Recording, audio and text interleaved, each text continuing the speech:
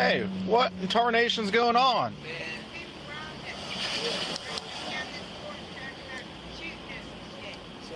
So someone robbed you? Yeah.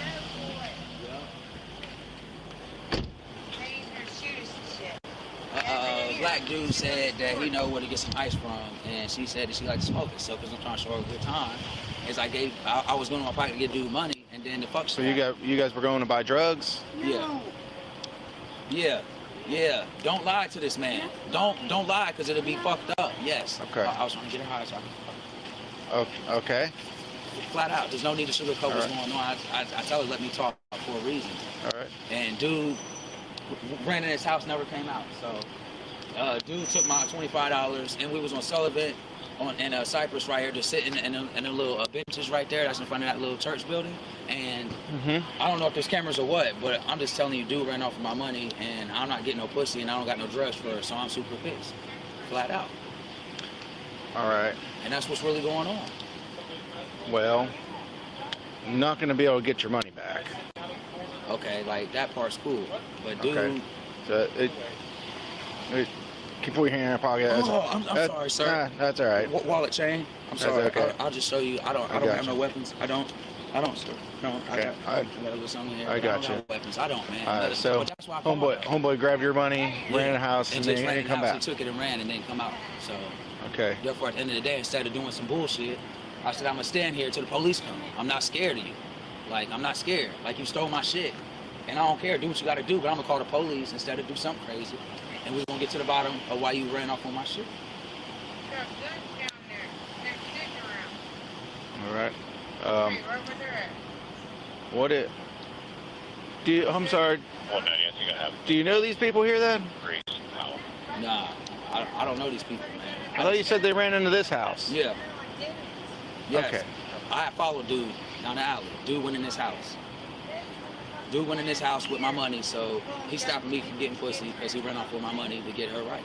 Flat out. Okay. Well, I mean, we ain't gonna be able to help you get your money back or your drugs or anything like that. I'm not trying to get money or drugs. I just want something to happen, man. Because at the end of the day, is they stole my shit. Dude had a gun out, and when I was going through my wallet to go through my money, he grabbed the money and ran. So at the end of the day, it's a robbery.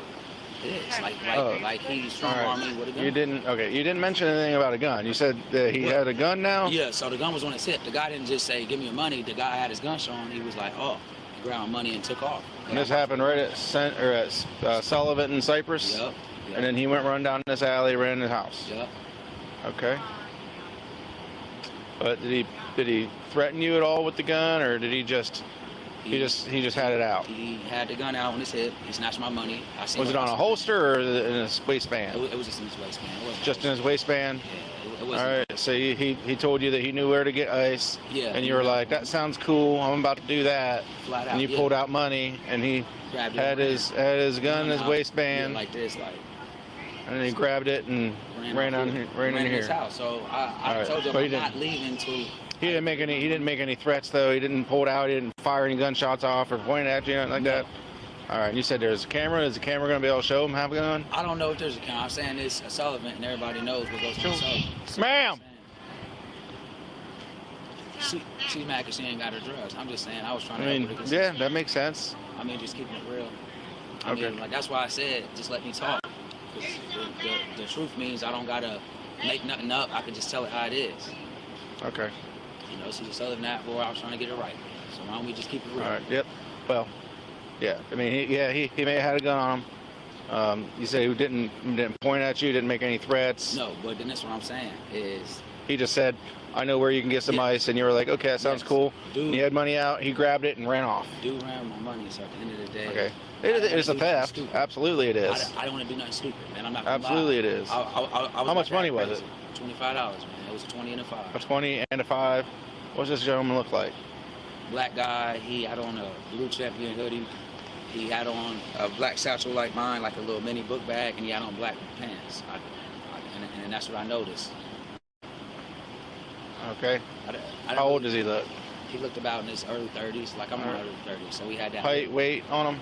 Yeah, he looked about $150, about 5'10". Okay. And you say he ran in here? Yes, sir. All right. 20 and a 5. Yes, sir. All right, I'm gonna go try to make contact with these guys here. You just hang out here for a minute, okay? Sure.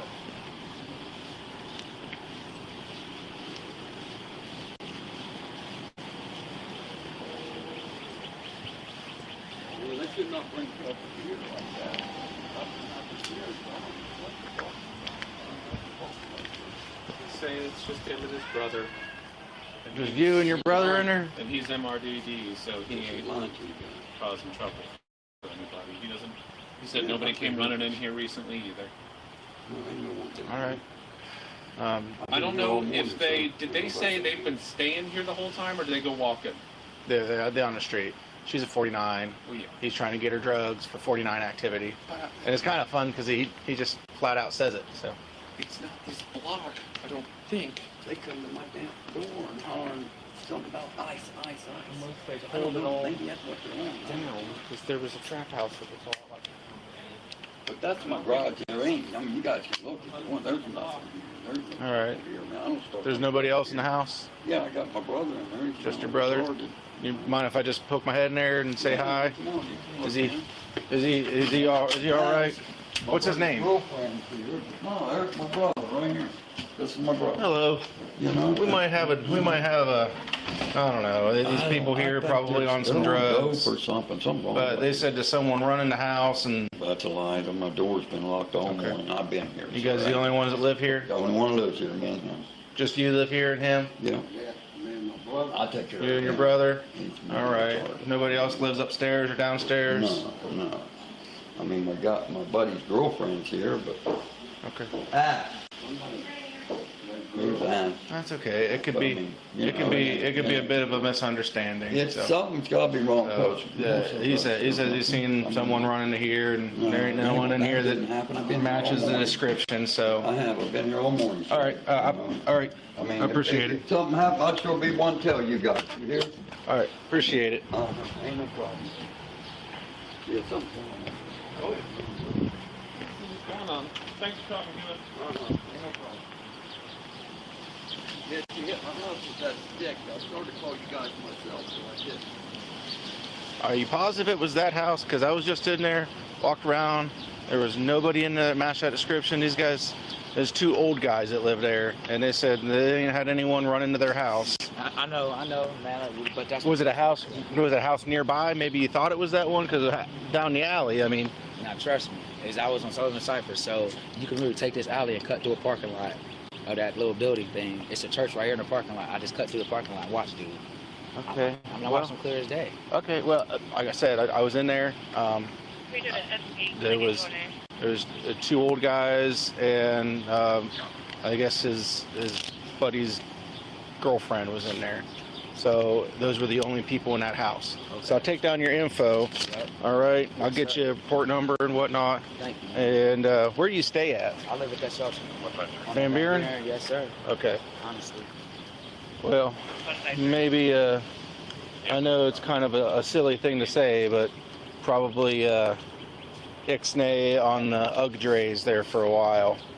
All right, maybe find a way to attract women that don't need acquired such a taste. I know, man. What's your name, man? Pierre Williams, P-I-E, R-R-E, W-I-L-L-I-A-M-S, Birthday? 6/21/89. It's $25. Yes, sir. I got the description.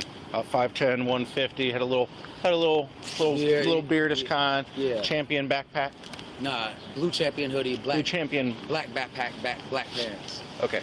Black Blue guy. champion hoodie. Is it black guy you said? Yep, black guy. How about the skin tone? Dark, light? Dark, real dark? dark. Like Okay. black. Okay. I All right. definitely Well, didn't let me. look like anybody in that. Yeah.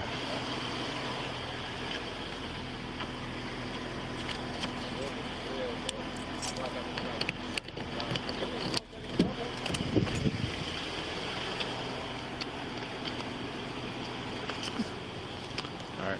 Thank you, sir. Right there, my man. I'm gonna put it in my wallet, man. Yeah. Try to find better places to hang out too, because you'll need someone out here.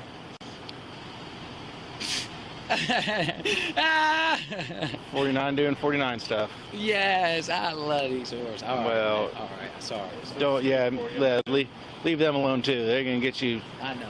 yeah, Thank you, man. they can get you some kind of disease that you can't shake off. Thank you, folks.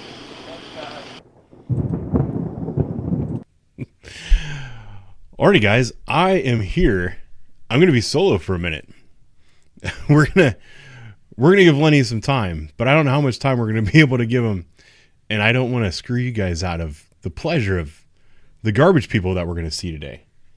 Let me fix my screen here. It is way easier when I got somebody with me. Let's see. Nope, still not him. I was chilling out, trying to keep up with the chat a little bit, make sure I didn't miss anything too serious. Yeah, Lenny's having a computer issue. He's texting me, said he's losing his mind. We'll see. So, alrighty. You guys are chatting it up. It kind of cracks me up how when I'm like getting my coffee and stuff ready, I try to find a video for you guys to watch, kind of just so that the room kind of builds up and we get some more people here and it gets a little bit more fun that way. And it cracks me up. I'm watching the chat and you guys don't talk about the video at all. It's almost, let me know. Because one thing that I'm concerned about with the way I open the streams is that when people go back to re-watch them, they don't have like any kind of countdown timer. They don't know how long until the stream starts. There's another program that's not OBS that gives me a little bit of capabilities like OBS, where I can put a clock down in the bottom corner while that's going to say, hey, look, in 10 minutes, 100%, we're going to be live. Or I can just put like a silent countdown timer with like some music or something in the background. And then you guys can just come in and like chat it up like you normally do. So, let me know if you really like this format where I play a video that you guys kind of ignore, or if I should put a countdown timer. You guys probably watch more live streams than I do, especially rewatching them. So I'm curious, because when I turn on the replay of a live stream, I get kind of annoyed with that countdown timer and the stupid music in the background. But I guess if there's a timer, it's okay. When it's just music and it just says starting soon, that's when I start to get really annoyed. But got my coffee. Let's see. I like starting with the video. Screw the timer. Thanks, Troy. There was a comment that I wanted to address because I want to make sure that I'm clear about things. I think it was Trixie. Is that your name? It was up there a little ways. And it was about the guy in this video. I'll show him again. See if I can do this. Yeah, he's not a garbage person. He was actually really cool towards the officers. I don't remember if it was in the video or if it was parts that I edited out.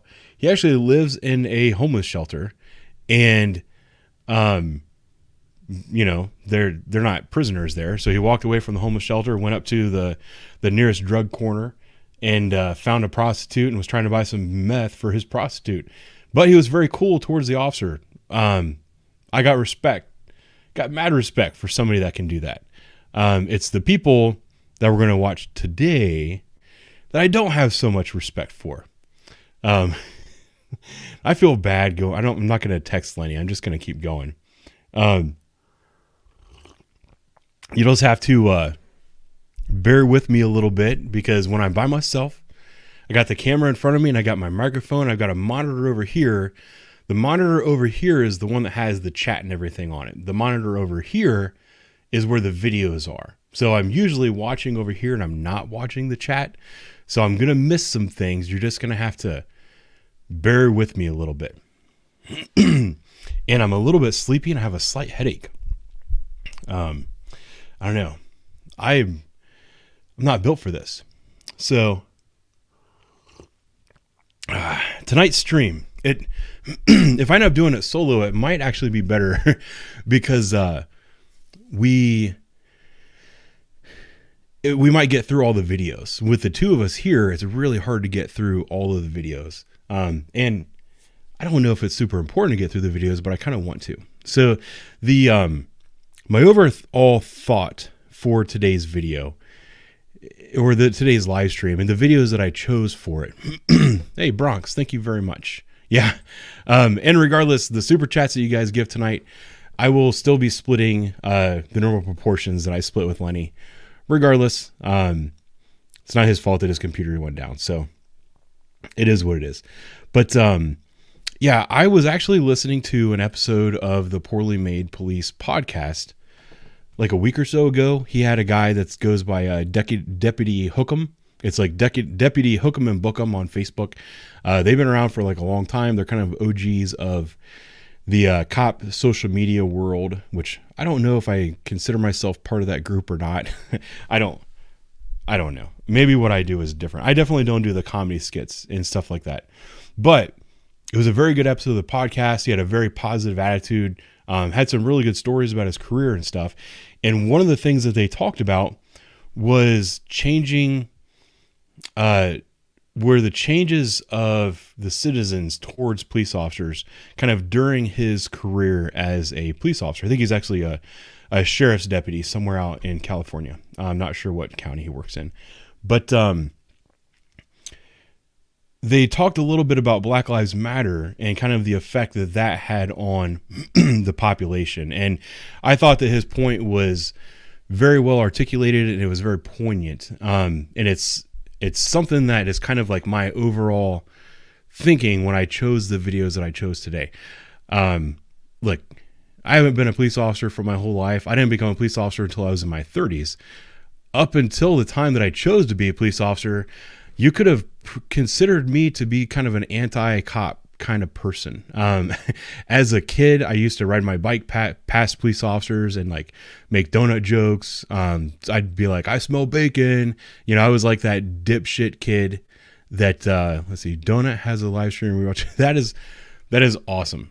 I am 100% better than Donut. I am better looking. I have better hair, a better mustache, and I am more entertaining. So I'm glad you guys are here. But yeah, I was kind of like an anti-cop person. And I even remember the guy that talked me into applying for this job. I kind of laughed at him, to be honest. I was like, you know, I'm not going to go write speeding tickets. You know, that's bullshit. I'm not going to harass people. And this guy, he was a lieutenant at the time. He got promoted to commander, like right about the same time that I got hired. And I remember him saying, I was like, dude, I'm not going to get a job just to write speeding tickets. Like, I don't want to be a cop. It's a dumb job. I was already in the military. I've been to like the apex of that world. I'm not going to go be a cop. And he goes, guess how many speeding tickets I've written in my career? And he was a lieutenant at the time with 15 to 20 years on. And I was like, how many tickets have you written? And he goes, 0. And I was like, really? So tell me more about this job as a police officer. And Lenny's working his way in. I'm going to do this for a minute because I'm on a roll. I think we're going to have a Lenny today. So I became a police officer, and it changed my perspective on things. But I was a little bit more mature. I mean, I was in my 30s when I became a police officer. And it was 2011 when I got hired. So there was still like the, we got all kinds of celebrities up in here today. What's up, Artie? I'm going to return your email someday, I promise. Like, you know, I got hired in 2011. There were the same dipshits that I used to be when I was in my teens and 20s. You know, you'd ride by police officers, you'd yell at them, you'd drive by them when they're on a traffic stop and harass them, you know, some stuff like that. But one thing that Black Lives Matter did to our society is they made it kind of like not just okay, but they made it like almost like you have to do this. Like it's your responsibility now to harass police officers. And the world of policing changed dramatically for the worst. I think that the Black Lives Matter movement and the things that it has done to our society and public safety and the view of police officers is probably one of the worst things that's ever happened to our country. Now people think not only is it okay to kind of poke fun at cops and harass them a little bit, but every single time a police officer interacts with somebody, you know, we've got everybody's a freaking lawyer now. They're yelling and screaming, making excuses. The third video that we're going to watch tonight with Troy, the candle maker, who's not homeless. He's actually stupid rich. The stuff that comes out of his mouth, if I were to say 10% of the things that he said, I would be fired. And there would be people marching up and down the street with torches demanding the public execution of me. But because he said it towards police officers, there's absolutely nothing wrong with it. That has been the effect of Black Lives Matter on our society from my perspective. So with all that in mind, sometimes it's just kind of therapeutic to watch some of these people and just be reminded that, thank God, we're not as stupid as they are.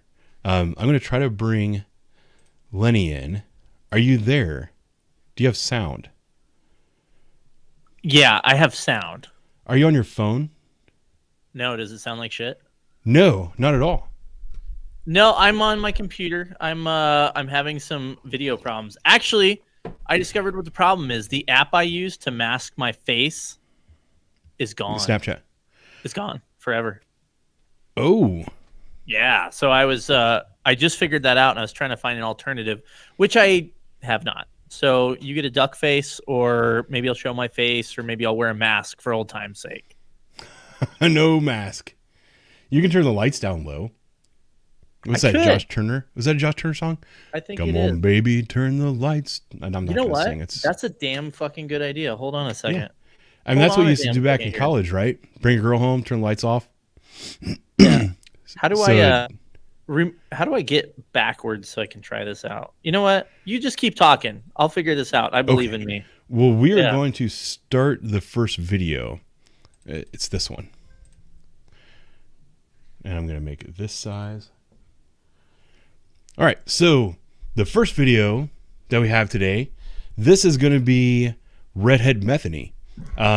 This is from Code Blue Cam. And it's just going to be a regular old traffic stop for speeding, I believe. Let's give this a shot. 2022, a Racine County Sheriff's deputy was monitoring traffic when they observed a vehicle traveling at a high rate of speed in Racine, Wisconsin. The deputy's laser unit displayed a speed of 43 miles per hour in a posted 30 mile per hour zone. We're going to be at the mobile gas station off of Spring and Osborne. The driver was identified as 31-year-old Kelly Zeminski and the passenger as 37-year-old Joshua Zeminski. Upon approaching the vehicle, the deputy noticed 4 children in the back seat when the vehicle only had 3 seatbelts in the back. What does that plate come back to? Hi! Can you roll down this back window?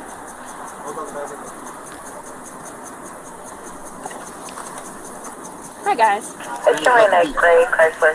So I'm Deputy Field from Racine County Sheriff's Office. I pulled you over for your speed. You know how fast you're going? What? So 44 and a 30. Copy, thank you. Definitely gonna take that before it's disputed because that's not what I put on this side. Okay, that's fine. I mean, it's fine. You can give me the ticket. Oh, that's just my insurance. Yeah, I need your driver's license. Yeah. Who's the registered owner? I am. You're the registered owner? Yeah, I'm still waiting on my plates to come in the mail, but my registration, where's my, oh, I gave him my title. The what? I gave my title to his mom. What's that about? The registration. I gave it to her. It's in the goddamn hand. Okay, sounds good. So you're Kelly? Yep. Okay. Do you have your driver's license? I gave it to her. She's looking For your ID? Oh, no, I don't have an ID on this. Okay. She has a license. I don't need to give you my name. You're just sick? Actually, I want to pause it real quick because Talina, is that how I pronounce it? Talina? You're not the first person to bring this up, that the couple in this video had some kind of role in the riot that caused Kyle Rittenhouse to shoot a couple people. If anybody has articles or anything like that that can confirm that, send them to me and let me know in the chat that you sent them to me, and I'll pull them up in my email and we'll kind of look through that, because I find that to be incredibly interesting. It's your car. It's my Both car. car. I never said it was my car. It's both car. I I'm a know it's my husband. car. I don't know why you're being so argumentative with me. Because I have to go to work. Right. I don't have time for this. You're going to work with all the kids? We're going or home. I'm taking them home and then I'm going to work. I work at 8 p.m. I have to shower and stuff. I took my kids to the beach because that's what we do on holidays. There's no way she has a All job. right. How old are the kids? How is that, man? Don't know. You don't know the age of your own We have a lot of kids. Is this shit necessary? Why did it take this long to go? This part here, it baffles my mind. And Lenny, did you see somebody recommended just getting a big pair of aviators? Do you have such a thing? A big pair of aviators? Yeah. I allegedly may have wore aviators on patrol a time or two. Allegedly. Dude, grab them, put a hat on, you'll be good to go. Oh, that's a good idea. Maybe. We'll see what I come up with. You know, I was going to mention something real quick about this video. And I missed it when I was screwing around with stuff down here in the dungeon. But I didn't know this is super ticky-tack, but I like that she went to the passenger side approach, but she walked in between their cars when she did it. She walked all the way around. There's my officer safety tip of the day. I remember when they taught that tactic in the academy and how we all laughed at it and the instructors laughed at it as well. And they were like, listen, we have to teach you this because of the state. And then after a couple of years, when things started to get spicy, we started doing that approach a lot more often. What he's talking about is, you know, police officer gets out of the driver's side door, walks around the back of his cruiser, comes around to the passenger side of the suspect car, and then go back the exact same way. So just like an officer safety thing. But this part of the video where they're arguing with her about the whole car seat thing, it baffles me because growing up, I can imagine having kids in the car without seats and then arguing with a police officer when they call you out on it. And their excuses are, well, we have too many kids. We can't fit them all. We can't fit all the car seats in the back seat. It's like, well, then don't put all your damn kids in the car. It's amazing. Lenny, have you ever written a ticket for no kids in car seats? Absolutely. I will write that one 100% of the time. Yeah. I've only written it once. It's just I don't encounter it very often. But I still remember the first time I encountered it, I was on probation. So I was just off of FTO, and I was working by myself on this precinct in the inner city. I stopped a car for probably no license plate light or something. And I walk up, and there's this woman in the car, and there's a small child sitting in the back seat with the seatbelt on. Definitely a small child, you know, like a toddler. And I look back, and I talk to the woman. I was like, why is this kid not in a car seat? She actually started to cry. She's like, well, no, she didn't start crying yet. But she was very nice. She's like, yeah, he threw up. So I took him out of the car seat, and I put the car seat in the back. And we're just driving down the road. So, you know, I thought it'd be okay. And I was like, no, it's not okay. And it's one of those things that I have a zero tolerance policy on. So I told her, I was like, get the car seat out and clean it. I'll be back with your ticket. And she was crying, and she put the kid back in the car seat. And I didn't like write her too hard about it, but I definitely was like, yeah, let's like, you understand what this means, right? And you understand how, and she absolutely did. And she apologized, and she was crying, and she got back in her car and drove away. I never got called to court, so I don't know if she paid the ticket or not, but I don't know. It's just one of those, it's definitely one of those things where if you get busted, you definitely got busted. It's not like, you know, I swear to God, I stopped for that stop sign, or I wasn't speeding. Oh, that looks awesome. It's fucking horrible, but we're going to go with it. No, that is amazing. But I yeah. can't see shit. Oh, really? I don't know if you need the glasses. All right, we'll continue. It's a whole thing now. You're on at the Riverview Manor, 580 Madison. When did you buy the car? A life alert alarm. What? Contact was made. A month ago? Female. Me to call the guy that's Feeling over to nauseous and No. kidney change up and having a I didn't time. ask you to do that. Do you have that stuff? Of course. Do you have any weapons in the car you know about? No. No? Okay. Any drugs in the car? No. No? No marijuana? No. No cocaine? No heroin? I said no to drugs, that's a no. Okay. Just no alcohol, no guns, no weapons, no knives, no drugs, no weed. I got some prescription pills. Don't reach for anything. Okay, you guys are just being argumentative, and that's a little You're weird. asking a bunch of fucking questions that ain't shit. You pulled her over for speeding. You got her name. You seen her insurance. You seen her registration, and you're still questioning how old are my kids, this and that. Well, I only ask because they have to be in car seats, and there's 4 of them in a 3-person seat. Okay, I got a car seat in the trunk. Can you put a car seat in this kind of car and fit all these kids in here comfortably? Well, you don't have the space to fit. Obviously in the back not. seat. That's why the car seat. So it's illegal. Then why do I take it? Okay, so Artie, you're saying that this guy in the passenger seat, this douchebag that's arguing with her, is the guy that fired the warning shot that triggered Rittenhouse to turn around and shoot those people. Small world, huh? That is nuts. Is it anywhere in the description of the video, or like how did this information come out? He mentions it at the end of the video. Oh, see, I'm really bad about watching the end of things. For that too. Okay. I usually finish pretty. You always gotta finish, buddy. Always gotta finish. I finish pretty quick, and then what happens after that, I don't care about. The one seat then, or? I got booster seats at home. Okay. I got a car seat. Are those your kids? They're all my kids. Okay. Do you have your ID on you? I don't need to give you my ID. Yes, you do. No, They're I your don't. kids. By law. 5'9". Can I have a cover? They're being argumentative. You're gonna get arrested. Just give her your fucking. I don't have an ID on me. I said it 5 fucking times. My name is Joshua Zeminski. I tried to give her my prescription pills, had my name on it. But by law, you have a driver's license. 40 is fine. I wasn't driving. You have a license. How do you spell your first name, sir? Joshua. Joshua. Yep. Joshua, your middle initial? Joseph, J. J. Your last name? Zeminski, Z-I-M-I-N. Zeminski? Yes, ma'am. What's your date of birth? Would you like to see my prescription pills from the doctor? I love how people try to give you like bullshit items to prove their identity. Like, hey, I've got this tape measure that I wrote my name on 4 years ago. This is my identity. It's like, come on, people. I think you can get a birth certificate with the old tape measure, you know? Yeah. Yeah, that's actually why I have it. I have it set aside so I can go get a new birth certificate. They're fine. You gave me your name. I don't need to see your prescription. I'm frustrated. I got a lot of shit going on. I don't got time to do it. Okay. All right. Well, why don't you guys just stay in the car for me? All right. I'll be right back. Thank you.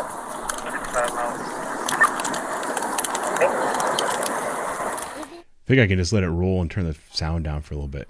Because then they talk for a little bit. He grabs a tent meter and runs up, which I thought was hilarious. Because it's also like kind of don't be a dick 101. Like if you don't want to get a whole bunch of tickets, you don't want to get cited for every single thing that you have wrong with you, your vehicle, and everything. Maybe you should just be nice to the guy that pulled you over. And I don't know, every time I've been pulled over, even now as a police officer, if I get pulled over, there's a little bit of fear that I'm not going to act up. I'm not going to be a dick. Even if I get pulled over just outside of my own neighborhood for going 7 over the speed limit by a bullshit township cop, I'm going to be nice to him, even though I think it's a bullshit reason to stop a car. Why don't you just follow the law, dude? How about that? Well, because that's why. Okay. I was trying to think of one of those bullshit reasons, like my I got a new gas pedal and it doesn't register with my speedometer properly or something, but I can't do that. I don't know. But yeah, so they were being shitty as hell, so she's like, "Hey, let's get the tent meter." But I don't know. I don't know, man. You'd really have to piss me off to get a tent meter. But yeah, it could happen. Well, I don't know if this was a larger or a smaller department, but typically we only have a couple tent meters. So if I take a tent meter with me, which I don't really do this anymore, it would be because I'm trying to do proactive work and I'm stopping cars and I need a reason to get in that car, so I'll use window tint. Sounds like a pretext stop, you racist. That's right. Suppressing crime is racist. Nikki, thank you very much for stopping in. Nikki. I want to highlight Tim's comment rail here. Whoa, bullshit township cop. You really hate anybody that is not a big city cop. I think we've established this a time and time again. Like if I ever went back and I decided I just wanted to work in a small agency, you'd be like, well, you're not a real cop, you know. I'm the one really saving people. Thank me for my service. We did have the discussion about how there is a township agency that works in and around my jurisdiction where one of the officers was fired from my agency for lying and rehired by that township agency. So every cop that works there is bad? Yeah. Maybe he's the bullshit township officer. Maybe he's the one I was talking about. Bad. No.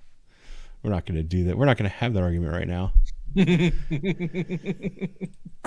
you roll up your front window a little bit? Can I roll up my window? Yeah, can you roll it up just Oh, God, the fucking tip meter. Yeah, that's good. Y'all excited.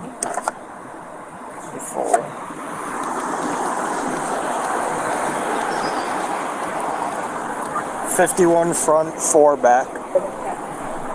Kelly was cited for excessive tinting, operating under suspicion. What is this? Cops who wear smoky. Is that supposed to be the hat? I think so. I think he's saying they're all Homo sapiens. Offense. Yes, they walk on 2 feet. Hold on 1 second, real quick on this video. And I know our plan was to show shitty human beings, which we clearly have done so far with these people.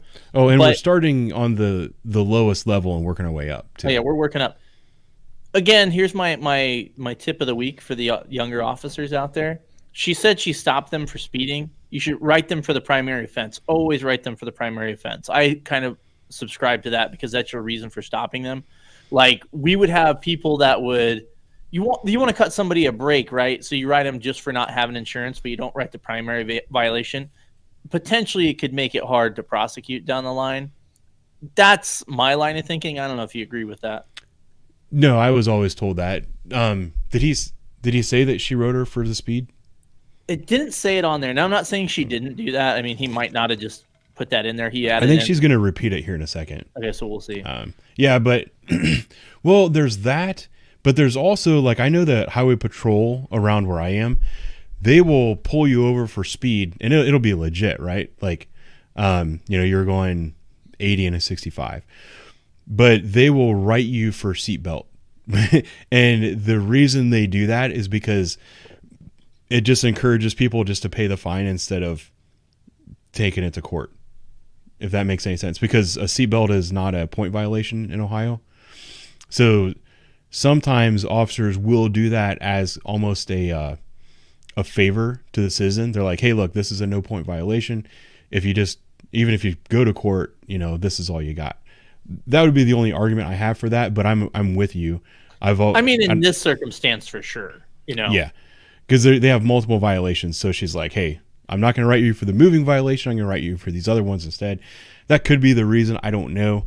But yeah, I was always taught you have to write the primary violation, even if you're doing, if you get like a trunk full of drugs or something. I had one. I don't know if this ever happened to you. It happens in the larger agencies a lot where I'll be driving around. No, you'll get it in a second. I'll be driving around, minding my own business, like trying to find a parking lot to hide in and catch a nap, and nobody's going to find me. I don't really nap at work. It's a joke. But someone will come on the radio, and it'll be some unit. It'll be like car 54. Is there a marked unit around that can do a stop for us? And you're like, great. It's a narcotics detective, and he wants us to do a stop. And usually it takes forever to kind of get through traffic and get up behind this car.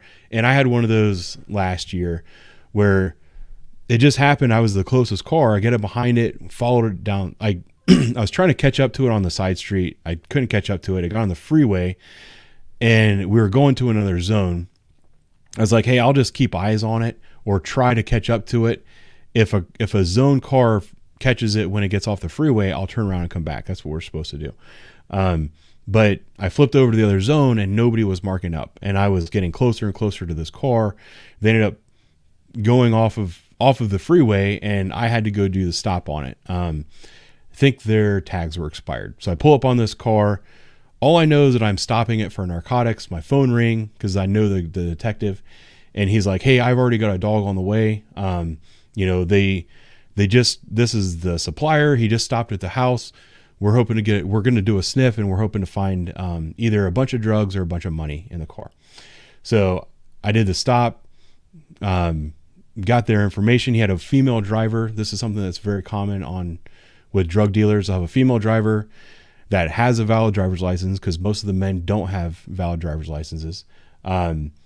So she gives me her ID. I ask him for his ID. He tries to refuse, but he's not wearing a seatbelt, so I get his ID. I'm sitting back in my car. All of a sudden, a Ohio Patrol canine pulls up. She goes up, does a sniff on the dog, drops her little, I don't know what it is. It's like a stuffed animal thing on top of the car, which means that the dog hit, which that's the first time I ever saw that. So we go up, pull them out of the car. The female driver had a pistol in the door right next to her, and then another pistol in her purse between her feet. She did not have a concealed carry permit, and this was before they changed the rules. The dude on the other side of the car, who was our dealer, had a duffel bag with $54,000 in it. So we gathered everything up, went up to headquarters. The narcotics detectives are doing their interviews and all that other stuff. And before I left, I made sure I got a traffic ticket to the detective. And I was like, hey, you want the ticket? And he's like, oh, I don't think we need it. But I made sure that I wrote the traffic ticket. That was a long way of telling that story. Yeah, no, that's wise, because potentially it could all get thrown out. It could all get thrown out because that's your reason for the stop. Yeah, and we were told when I got hired that you have to write the primary offense. We were told that in more recent years it has changed. It's not necessarily as important, but it doesn't hurt anything just to bang on a ticket real quick. So nope. So that now here she's issuing the summons. Okay. So a couple things here. You got your citation for the violation of child safety restraint, which, looking through your history, this is the second offense for you. So you got one for that. You, sir, got the other one for the second child. So you got a citation as well. Okay. And then your registration is suspended due to 2 unpaid parking tickets in the city of Racine. So you got a citation for that. How is my registration suspended when I just registered the car like a week ago? I don't know. You'll have to work that out with Racine. It just says it's suspended due to You unpaid parking tickets. Tell him to tickets. pay his motherfucking shit, because I ain't Okay, doing it. and then you got another one for excessive rear window tinting, because this is at 4%. My law is 35% in Wisconsin. I see you meters at 54. The front one. The back said 50. 4. Can I see it again? Sure, that's fine. So you don't have to go to court for these if you don't want to. But if you'd like to, your court time's going to be July 21st at 2 p.m. in the afternoon, okay? So I'll give you these. I put your ID in there, and then this is his. Here, babe. Yep. All right. Do you have any questions? Nope. Okay. You can't drive because they don't have proper I restraints. have my sister on her way with another. I'm going to get my car seat out of the trunk after y'all leave, because I don't trust not to get tased. And my sister's on the way with a blue sister. Okay, sounds good. Take care. Sounds good. Take care. I like how she's like, I'm not getting out of the car because I'm not going to get tased. Like, where the fuck did that come from? These people are dumb. From the media. Yeah. You know, I lost my whole train of thought. Never mind. Disregard. Go Yeah. on. Live stream continue without me. Well, I wanted to hear the end where he like tells us all the information that everyone in chat is already telling us. Hold on a second. I remembered what I was going to say. I have a question for you. Okay. Would you cite a passenger for the car seat thing if it was their kid? I thought that was interesting. I'd never heard of anything like that. I'm not saying it's good or bad or anything, but normally you would just only cite the driver kind of thing, at least from my understanding. Yeah, it might be a Wisconsin thing. I don't know. Okay. You know what? There are officers and deputies that work traffic, that know the traffic code inside and out. Might be one of those things that's in the traffic code that I am unaware of as well. You know what I mean? Like, it makes sense. Like if I'm somewhere with my kids and they're small and I call for a ride, and then somebody shows up and is driving us down the road, I could see a legal explanation for citing the driver of the car because they're responsible for their decision, but also the parent who is, in the car as well. if the passenger was not a parent, I don't think that citation would be valid. But she even told him, hey, the reason I'm asking you these questions is because I want to know if you're a parent. And he said, yeah, they're all my kids. So that's interesting. I found that interesting. I mean, I'm glad that he got paper hung on him because he deserves it. But I was just curious about that. And a lot of the comments were saying that everyone likes the deputy. I think she did a fantastic job. No, she did great. Yeah. They were both considered guilty due to a no contest plea and owe $700 in citations. That's a lot of money for a couple traffic tickets. That's awesome. Good. Well, Thank you. but you know who's paying for those summonses though. Yeah. It's like the circle of life. Yeah, but still. They ain't got no About job. 2 months later, they were both charged with numerous felonies for allegedly attempting to rob a Kenosha man at knife point. Both are currently being held on a $100,000 cash bond. Want to represent Code Blue Cam? Check out our newly... Yes, go buy some Code Blue Cam merch, everybody. That's interesting. What a happy ending. I love happy endings. You know, the mustache looked pretty good until like you zoomed up on my face. I'm like, oh, that's not really even. Since Snap Cam's gone, I'm gonna have to come up with something new in the future. Huh? Because this sucks. Let me see. Oh, well, it's better when I make it smaller. That's not said. What she said. I don't think I've ever heard a girl say that. No, man, it doesn't hurt as bad. That's what they tell me. That's right. They're like, the big ones hurt. I have heard that before. I haven't. Hey, what I thought was interesting about that video, based on their history, they weren't that bad. Like being involved with the riots and being, I guess armed robbery suspects down the road. They weren't that bad. I mean, they were bad. They are human garbage, as we like to say, but they were pretty low on this. It could have been worse, but it was just the overall like lack of responsibility for their actions and the shitty attitude. I guess they could have been way worse. Yeah. Well, just remember, folks. You know what? No, never mind. I'm gonna leave this line for the end of the live stream. Okay. Let it right. So for a little bit. So the first one, what did I call her? Redheaded Methany. This like one, this one is Dollar Store Velma, which one of my friends came up with. I'm very proud of that nickname. 2023, a Portage County Sheriff's deputy was on patrol when he ran the plates of a vehicle in Stevens Point, Wisconsin. It came back showing the registered owner had a suspended license, so the deputy decided to conduct a traffic stop. Upon approach, the female driver, 33-year-old Nicole Golomsky, immediately began yelling and cursing. I love that he puts their names in the videos.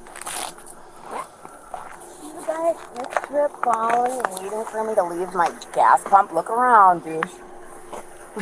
Well, the reason you really why don't I'm have pulling anything over... better to do on New Year's Eve? Again, the best way to make sure that you get your shit jacked is to be an asshole to the cop the moment he walks up to the car. Yeah, that's how you change hearts and minds. Well, here's the thing. If you want the money and if you want the payout, you got to put on the show. Now, young cops don't fall for the show. Now, part of the show is either they want the payout, they want to push you to do something stupid. They want to push you to violate their rights because you get frustrated. So don't do that. Don't play for the game. Or they're trying to distract you. Yeah, I think she's just an entitled. I'm trying not to swear too much because I would like these to. Well, this one's not going to be monetized at all, but I'm trying not to swear too much. But she's entitled. Let's just put it that way. She's an entitled bitch. I don't know. I had a different choice of words. Okay. What was I going to say? Oh, one thing that I wanted to point out is the first thing out of her mouth is like, what, you don't have anything better to do on New Year's Eve than stop a car, blah, blah, blah. I'm like, yeah, like New Year's Eve is probably the most important day to be out there doing traffic stops. Like there are so many drunks on the road, so many people dying because of drunk partiers and all that other stuff. Like it's incredibly important to be out pulling over cars on New Year's Eve. Like I don't do traffic basically at all. But on New Year's Eve, it is. And I'll preface this by saying that at the agency that I work at and in the neighborhood that I work in, we are way too busy to do traffic stops. But if you got the time, yes, you need to be stopping these cars. I did not come back from snowboarding. I am too fat to go. But thank you for your concern. I don't think his knees could support How fucking dare you? I'm trying, okay? My knees can't support it. I can tell you that right now. My knees hurt right now. You need to wear knee pads. You And I'm son of sitting a down. New Year's night, New Year's Day, when there's all these motherfuckers. Get that out my eyes. It's not in your I eyes. didn't do If anything you look where illegal. I'm pointing right do you here. know I know your is gonna pull me over? I Okay. saw you're sitting at You know why? Hardee's? Hardee's. Yes. Because You know you're why? lazy and you don't want to pull over somebody with actually where you have to do Who paperwork. has a suspended driver's license? Oh, I got a That right there. I wish I could pause it on it. I can't. you know I know your is gonna pull me over. I Okay. saw you're sitting at You know why? Hardee's? Harde's. Yes. Because You know you're why? lazy and you don't want to pull over somebody with actually where you have to do Who paperwork. has a suspended driver's license? Oh. Perfect. Send it to me and I'll meme it, folks. Send that screenshot. Oh, I've got the screenshot saved on my computer. I'll send it to you. Oh, good. That's hilarious. When one thing that she said was there's multiple things that she said that are hilarious. First of all, she's like, I knew you were going to pull me over because I saw you sitting over there. Okay, you don't have a license. Why the fuck did you drive? Like, I've played this game before. Usually it's when I worked at night, guys picking up prostitutes or trolling for prostitutes. It's obvious when a dude is trying to pick up a prostitute. You get up behind the car, you run the tags, which I had a discussion on the YouTube channel with someone about running tags today. They think it's a violation of rights for officers to run random tags. Talk about that a little bit. Yeah, After what you're gonna say. Yeah. So I'm driving up and down these heavy prostitution areas at night, watching. And one of the things I'll do is I'll just randomly run tags. Get up behind a car, run the tag. If it comes back to the area, I don't even think about it. If it doesn't come back to the area, I start looking at that car. I'm like, why is that car here? If it's from another state or another major city, I'm not super, super worried about it unless it's one of our major drug trafficking hubs like Detroit or Dayton. Actually, Dayton, Ohio is a major drug trafficking hub. But if it's from a wealthy suburb, 100%, I'm going to start following that car because I don't know what's wrong with these dudes that live in these wealthy suburbs, but they come down into the hood and they pick up these prostitutes and they get all kinds of diseases from them and it turns them on. So one night I was, and like these guys, they know that you're following them and I'll just follow them around just to toy with them. Usually they'll like pull into a gas station, pretend to pump gas, and then I'll go sit somewhere else. And then when they get back on the road, the road that all the prostitutes are on, there's a freeway like right off of it. So they'll realize I'm still there. They'll just go get on the freeway and disappear. I had one of those one night where I just ran a tag. It came back to this like wealthy suburb. I was trying to catch up to the car to pull it over. He pulls into a gas station, pretends to pump gas. I'm like, all right. So I sit across the street with my lights off. He gets back in his car, pulls out on the road. I jump back in my cruiser. I try to get up behind him, pulls into another gas station. He gets to that gas station. He walks inside and pretends to buy something. Let's see. Oh, yeah. Well, the argument that I heard today was that it was nothing but a revenue scam, which it's all a revenue scam. Yeah. That's all they want. That's all they have to say. It's a revenue scam. And I will say, and you're going to blast me for saying this again, some of these like incredibly small jurisdictions that have like 4 officers, they've been busted for doing that as a revenue generating thing in the past. There is an actual township. Only in small towns though. Only small towns. Well, no, I'm talking about they've been shut down by like the Supreme Court. Like there was a town in Ohio that the whole town got disbanded because of this revenue scam. So like that kind of stuff has happened in the past, but the town and the department are small enough that they could actually generate revenue that way.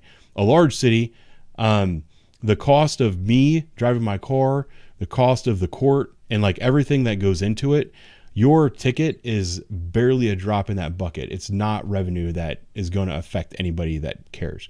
But anyway, this guy, I followed him, you know, he pulls off, pretends to get gas. And then I follow him again. He pulls off, goes in the convenience store, tries to pretend he's buying something.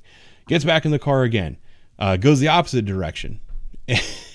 No, it's not true at all. I grew up in a small town, and one of my heroes is a small town cop. So I've told that story in the live stream before. So then he starts to drive again. Then he pulls up to another gas pump at a third gas station. And at that point in time, I was done with him. There was a lot of swearing that happened. So I pulled around, got in front of him. I'm pretty sure I was in a Crown Vic. I went screaming up to his vehicle at a very high rate of speed. Kicked all my lights, kicked all my sirens, started hitting my air horn. It's like, woo, woo, woo, and fucking made him think that I was about to smash into his car. I jumped out of my car. I ran up to his driver's window, and this dude, you could tell he lives in his mom's basement. He's wearing like a Guns N' Roses t-shirt. He was like fat and pimply and pale skinned, and he was sweating like trying not to cuss so much. He was sweating a lot. And I got up to his window and I was like, God, how can I do this without swearing? I don't know if I can, but I'm screaming. I'm like, what the fuck are you doing? And he just looks at me. He's like, I was trying to get some gas. I'm like, no, and I just, no, you weren't, you dumb motherfucker. I know what the fuck you were doing. You were trying to pick up a whore. You thought I didn't know who you were, but just screaming at him. And it was one of those things where they always criticize officers for saying like, these are my streets, I'm the law. Yeah, I had one of those moments. I was like, you need to get the fuck off of my streets, blah, blah, blah. You need to go back to your mom's basement. And he was like, yes, sir, yes, sir, yes, sir. I don't know. And he left, is to best of my knowledge. But that was one of the reasons that I would run random license plates. Okay, so I want to talk about that, about the running the license plates. And I forgot who put it up there, but you put it perfectly. It's public. It's out there in public. There's no like Fourth Amendment issue or anything.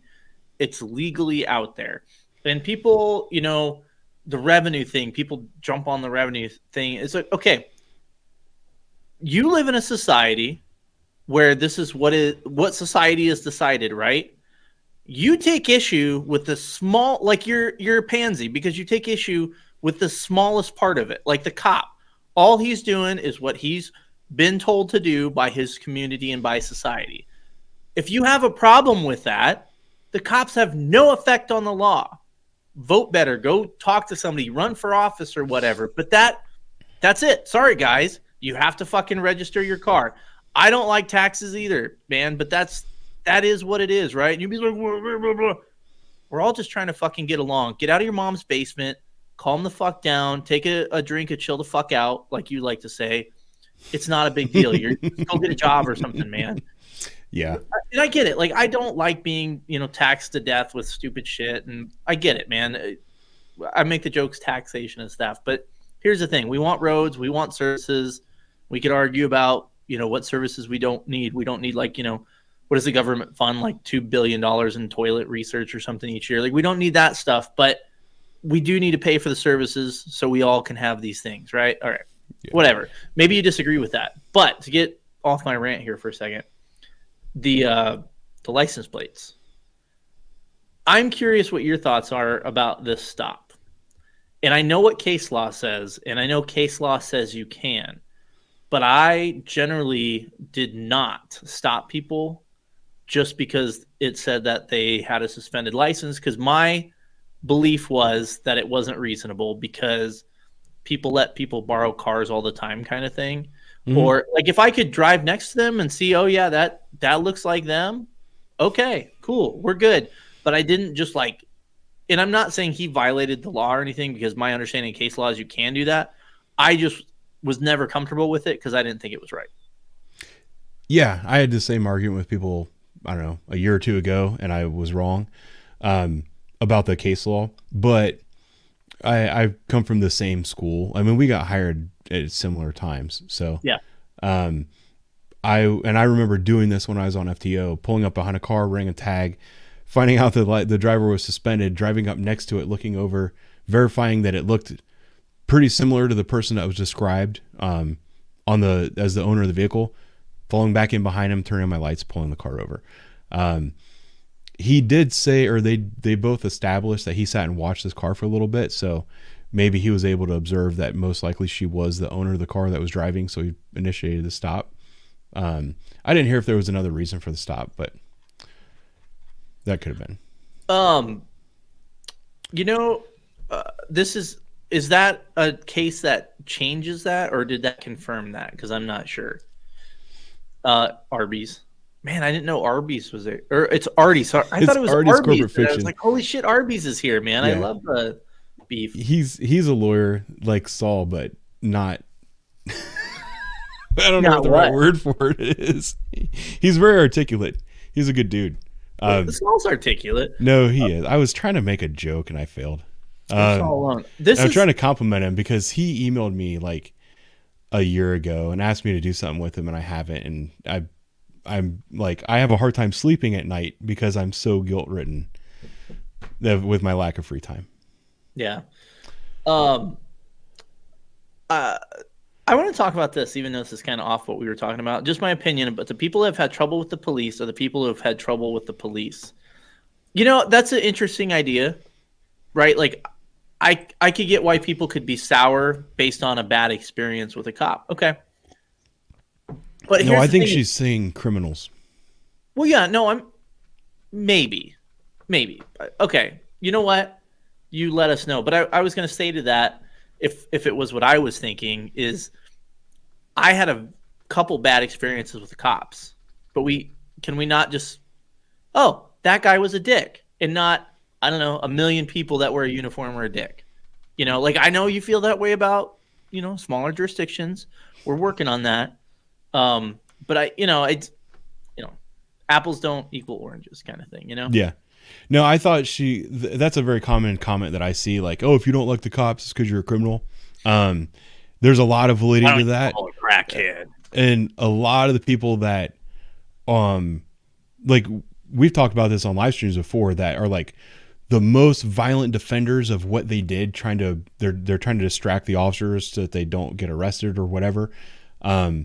They're criminals, and, you know, it is what it is. But there's a lot of people right now, because of what's going on in the media and with Black Lives Matter and all this other stuff, they really hate cops because they've been educated to believe that they should.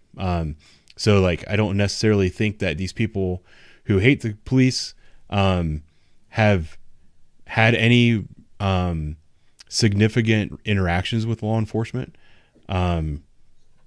or have been criminals themselves. Like, I think that there's a lot of people that are like dopey, upper middle class, spoiled little brats that just hate the police because that's what they've been told was a cool thing to do.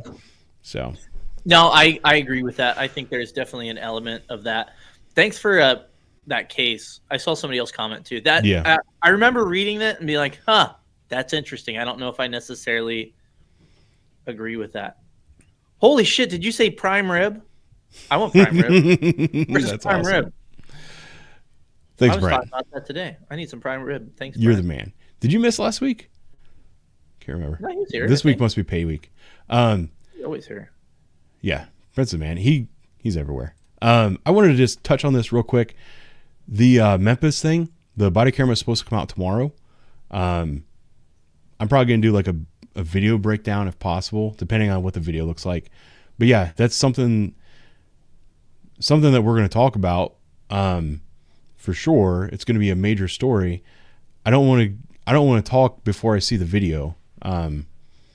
That's just kind of it. But that's definitely a major story, and it's an interesting one because all the officers are black.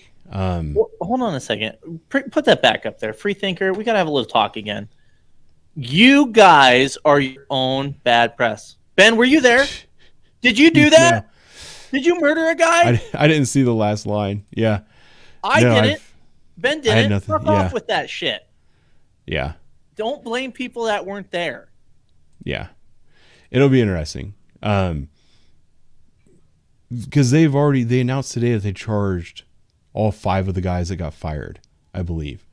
I got to think that video is fucking horrendous the way. Yeah, there's no doubt in my mind that something very bad happened. Also, with the recent history, there's no doubt in my mind that at least 1 or 2 guys are getting overcharged, because we've seen that happening recently too. So, but I don't want to like say anything definitively until I get to see the video. That's all. Like, yeah, we were talking about today, and I was like, yep, I got no idea. So anyway, back to blowjob dollar store blowjob Velma here. Oh, I got a suspended driver's license, but you can pull somebody over drinking and driving, right? Okay, can I have your ID? No, I don't have it with me. My name is Nicole Glumsky. You know who the I am. Okay. Because you just said I have a suspended license. Do what you gotta do with Well, your I have to verify dog. that's who you are. I'm not Don't dogging find anything. anything. I don't give a f***. And your buddy back there can bring his dog. You guys do this to me anytime. I've never met you before, Okay, so I don't know well, what you're talking about. Why did you creep at Quick Trip So until I left? Answer that.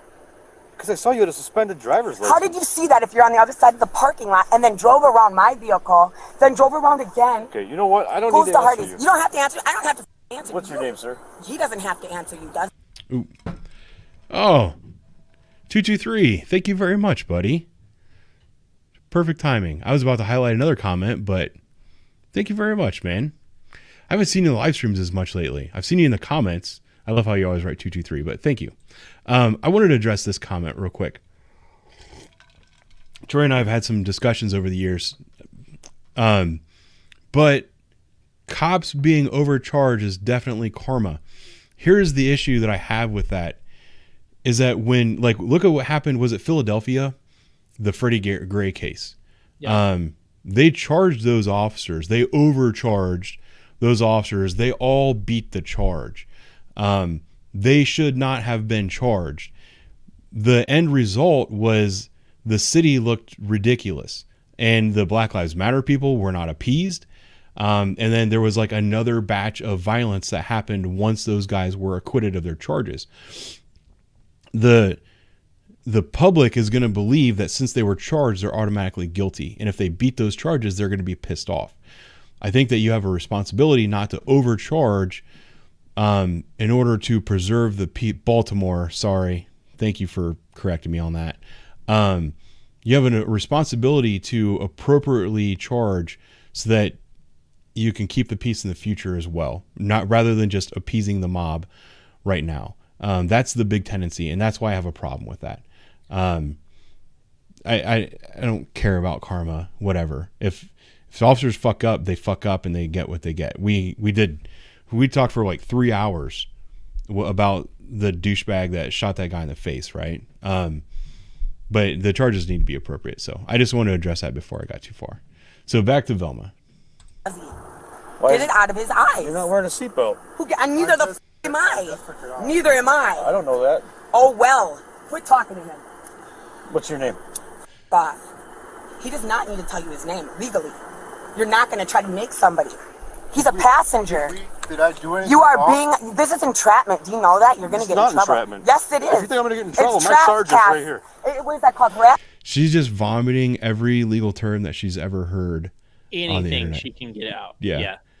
And I don't know if it's every state, right? Passenger has to wear a seatbelt. I think, I don't know. I know like some states, seatbelt's not even a primary violation. You'd have to wait for something to. Oh, I know, but he's already got him pulled over. Yeah, I know.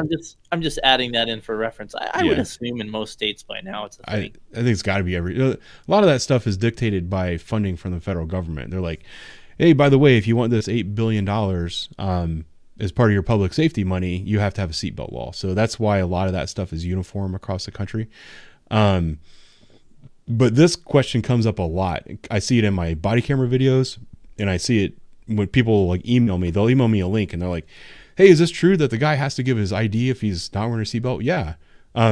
Because potentially the officer could issue a citation. If he has probable cause to issue a citation, probable cause to believe that you committed a criminal offense, you are required to provide your ID. That's it. The end. It's simple. So I wanted to scratch that one off. Harassment. Have you been drinking tonight? No, breathalyze this. Breathalyze. Get it. this. Get it. How do And I I'm know not that? on Your eyes are probation. glossy. Yeah, I smoke a lot of weed. You been smoking tonight? Nope. When's the last time you smoked? None of your business. You smell weed? Nope. Are you going to find weed? Nope. Sorry, you wasted your time. I don't actually. I think I do smell weed. You do? Search it. I told you. F***er. Get your dog. I don't need a dog. Do you got weed on you that you would put in my car? Why would I have weed on me? You seem like a dirty, lazy cop. Oh, that's so when you dig through my car and you're that don't find nothing. We're only 2 minutes and 38 seconds into this. Yeah, she just fucking goes on forever. And 30 seconds of it was the intro. Don't be upset and then have to give me a ticket for suspended license and drive away like a piece of cop. Why don't you? He wasn't wearing a seatbelt. You got the video out. He's recording. Hero. Dude, this guy waited at Quick Trip for me. For no reason, I'm pumping gas and doing my makeup. Ready to actually go to a friend's house and have a couple drinks. How much have you had to drink already? Not breathalyze me. I'm not talking to you no more. All right, I'll be right back. So if you've got a violation on the passenger and he's refusing to identify himself. I walked up. He wasn't wearing a seatbelt. Can we pause for a He second? took it off, but I don't believe. Okay, we're gonna get through this video. I watched it earlier. This guy's the sergeant, right? I think the officer has it well under control, and the sergeant's telling him what to do as soon as he walks back. I don't know if you caught on to that too, but I was like, I gotta think this guy sucks to work for, but maybe I'm just being a dick here. No, I was thinking about it, and I was like, is this officer new? Because he doesn't sound new. He doesn't sound young. No, he does. He sounds like he knows what he's doing. Yeah, I'm sure he does. And maybe this guy doesn't seem bossy, but yeah, I think he was just, maybe he was itching a little bit. Like he wanted to get his hands on them. Like he wanted to have the feeling of the old days. So he's like, hey, by the way, we can do this. I don't know. Yeah, maybe, but he should probably bug off. Yeah. Let this guy do his Neither thing. one of them had him on. She's telling me she's the RO. She gave me her name, but she doesn't have a driver's license on her. Okay. So I can write her for that. Yeah, check and Plus, see if you can the find reason- the driver's license picture.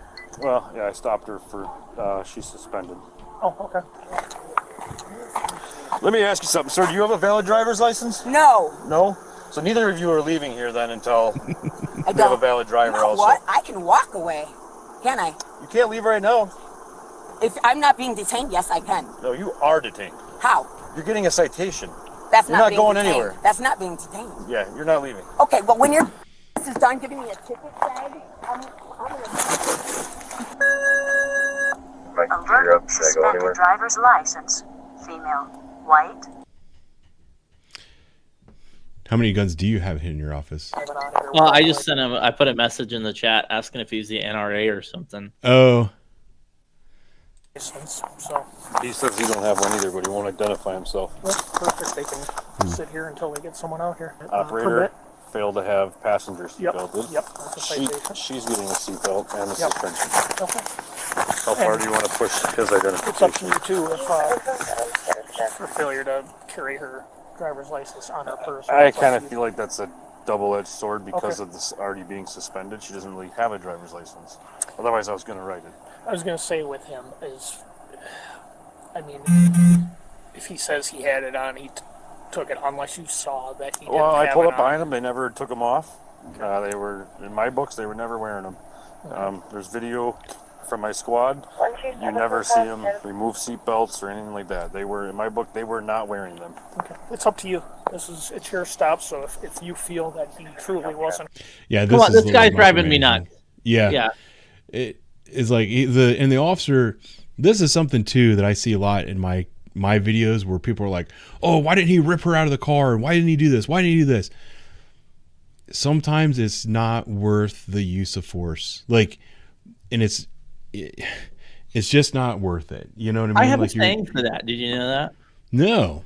Just because you can Doesn't mean you should. Yeah. I've got a couple of very good examples of that where the officers could have just yoked somebody up, but it would have been for a misdemeanor crime, and there probably would have been multiple heavy uses of force out of it, and the city would not have backed the officers up if they chose to do it. What are you going to do?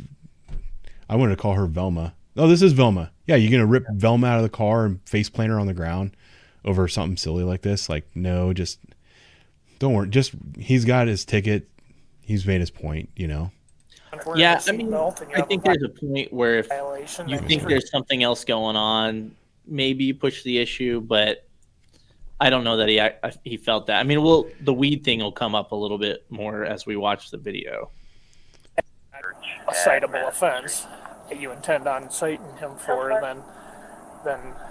but it's up to you if you want to push it that far. If he says he doesn't have a license, we can sit on him until we get someone out here to pick them in the car up. So then we're just going to have, I don't know, go as far as telling him we'll take him to jail to identify him and he can get booked in for obstructing? If you wanted to go that route, that's your discretion. If you've got a citable offense, he's refusing to identify himself. He's, by law, is required to identify himself. Yeah, this would be a simple $10 ticket or a criminal.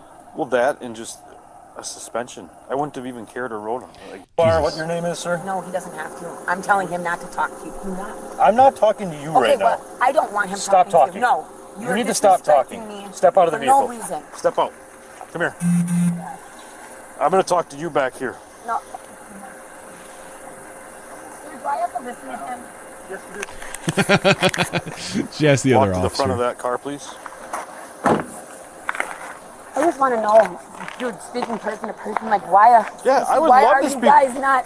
There's 1, 2, 3, 4, 5 cops here. Look at how Why you're is- reacting. Because I'm not because trying I'm to upset. This mistreat happens to me you. all I'm the not time. like trying to make you feel No, bad. listen to me. Please let me finish. Sure. There's so many drunk crackheads, meth heads, alcoholics, people with so much stuff that if you pulled them over, you would actually, I don't know, it would feel like you were doing good because they were drinking and driving, or they had drugs, or they were doing something bad. Okay. But why pull Well, you physically told me that you're smoking weed all the time. Because you're being a thing. My eyes are glassy. You smell weed. Actually, I do smell weed now. You know you don't. You don't smell weed. You don't smell alcohol. I haven't been drinking. Okay, for That's one thing, lying to me. it would be lying if I was lying. I'm not lying to you. Don't raise your voice at me, dude. I have daddy issues, and I don't like men. I don't trust them. Listen. I have PTSD. Do not talk to me like that. Do not. Boy. I'm not lying. Everything I say that we're talking about is recorded. You want to comment? You know, it's just people get diarrhea of the mouth when Yeah. they're trying to talk themselves out of shit. We've hinted at this. Stop being a fucking dick. Yeah. You know what? People fuck up. Yeah, I drove without, I fucked up. I'm sorry. You know what? I might even let her go. Yeah. Just stop being a mean, fucking dick all the time. Sorry. She wasn't Didn't mean to she offend wasn't you. going to get let go for the no ops or for the no license, She was going to get hooked Yeah, up I know, regardless. but I'm just saying, like, everybody for no reason has to escalate things. Well, I know my rights. You don't. You clearly don't, and you're escalating this for no reason. Well, and when you say like you could be out doing something else, see, yeah, he could have been doing something else, but you're making this such a long, drawn out, pain in the ass process that he can't. So it's like a self-fulfilling prophecy. How scary this is when you see like this happen on the news. Where None of this would even have gone this far or be to where it is right now. Held down by you guys, choked if out. you could at least have the slightest. Oh, got to bring that up. By Yeah. you guys. Brad, What do you mean, you people? Because I don't owe you.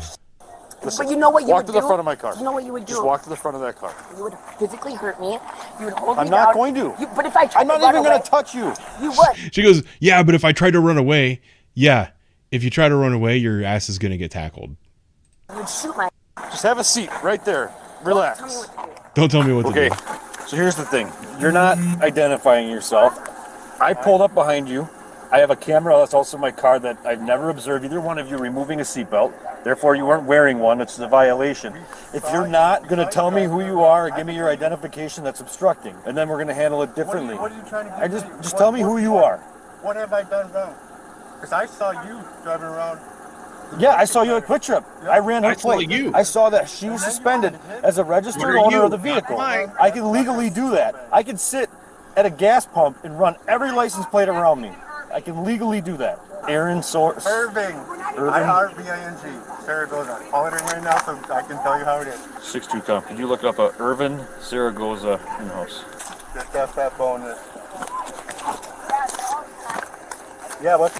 The whole filming thing is like an attempt to intimidate as well. Yeah. Which It's like, is just you don't realize comical. all of this is on camera. Yeah. I don't know. And like, I get it way back in the day when the phones were new and it's like, why are you filming me, dude? Like, this is a pain in the ass. We might bitch about it. Now, I don't even think twice. As a matter of fact, I've gotten up in people's phones and said some things that I would have gotten in really big trouble if they handed it over years ago, outside of the statute of limitations. Yeah.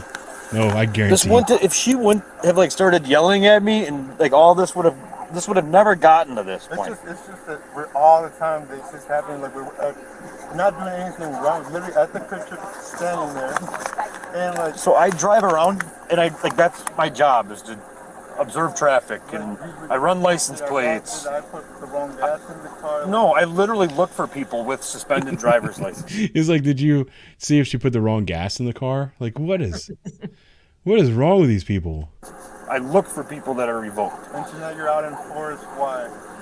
No, this is my normal shift. There's quite a few guys. Right now, yeah, you got us a shift change, so there's a lot of us. There's guys coming. What's that? This guy's like, why are you guys out in force? Like, he thinks he's that important.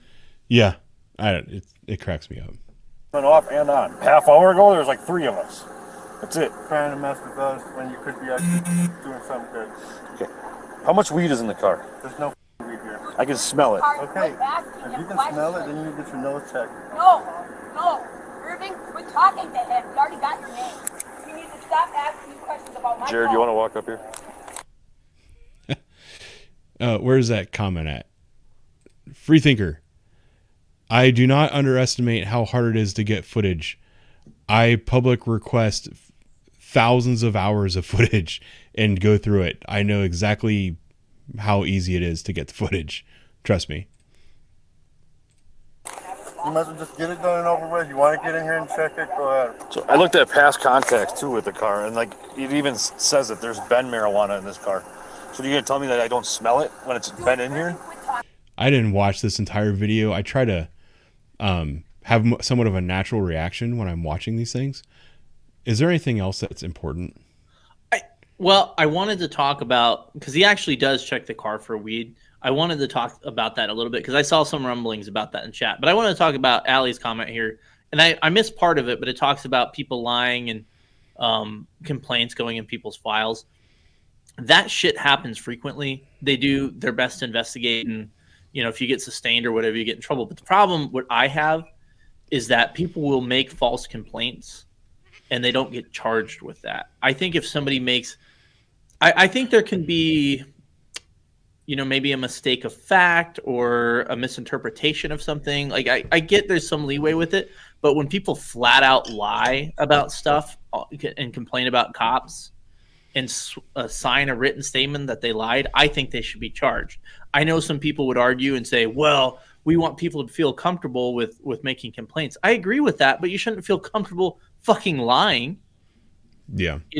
And that shit drives me nuts is, we hear these stories about, well, this cop has all of these complaints on them. Okay. Are they actual real complaints, or do they have a person in town that doesn't like him and fucking complains every other day about him? That shit happens, Well, there's that. It's funny. I see a lot of comments about people saying that cops hate body cameras, which cracks me up because in the beginning, it was a little nerve-wracking. You're like, okay, every single thing I'm doing is recorded. Like, I got to watch my mouth and just have to be careful about every word I say. And it also, the body camera came with an allegation. The allegation was, we know you guys are bad. We know you guys are dirty. Now we're going to film you and we're going to catch you. And it wasn't true because if we were really that bad and really that dirty, you'd be catching us at incredibly high rates. But it was more, it was just like the insult, because I'm not a bad guy. I'm not a bad cop. I've never done a bad thing on duty aside from swearing at people. It's one of my favorite things to do, and I can get in trouble for that. But I don't like being accused of things that I'm not doing. After the body cameras came out, sure, there might be some guys that are still uncomfortable with it, but by and large, we love the body cameras. The internal affairs guys absolutely love the body cameras because it exonerated so many complaints. We used to have sustained, exonerated, and not sustained. Not sustained just meant, look, we couldn't find evidence either way. So we're not saying it didn't happen, but we're saying we didn't find any evidence that we could use to punish the officer, so it was not sustained.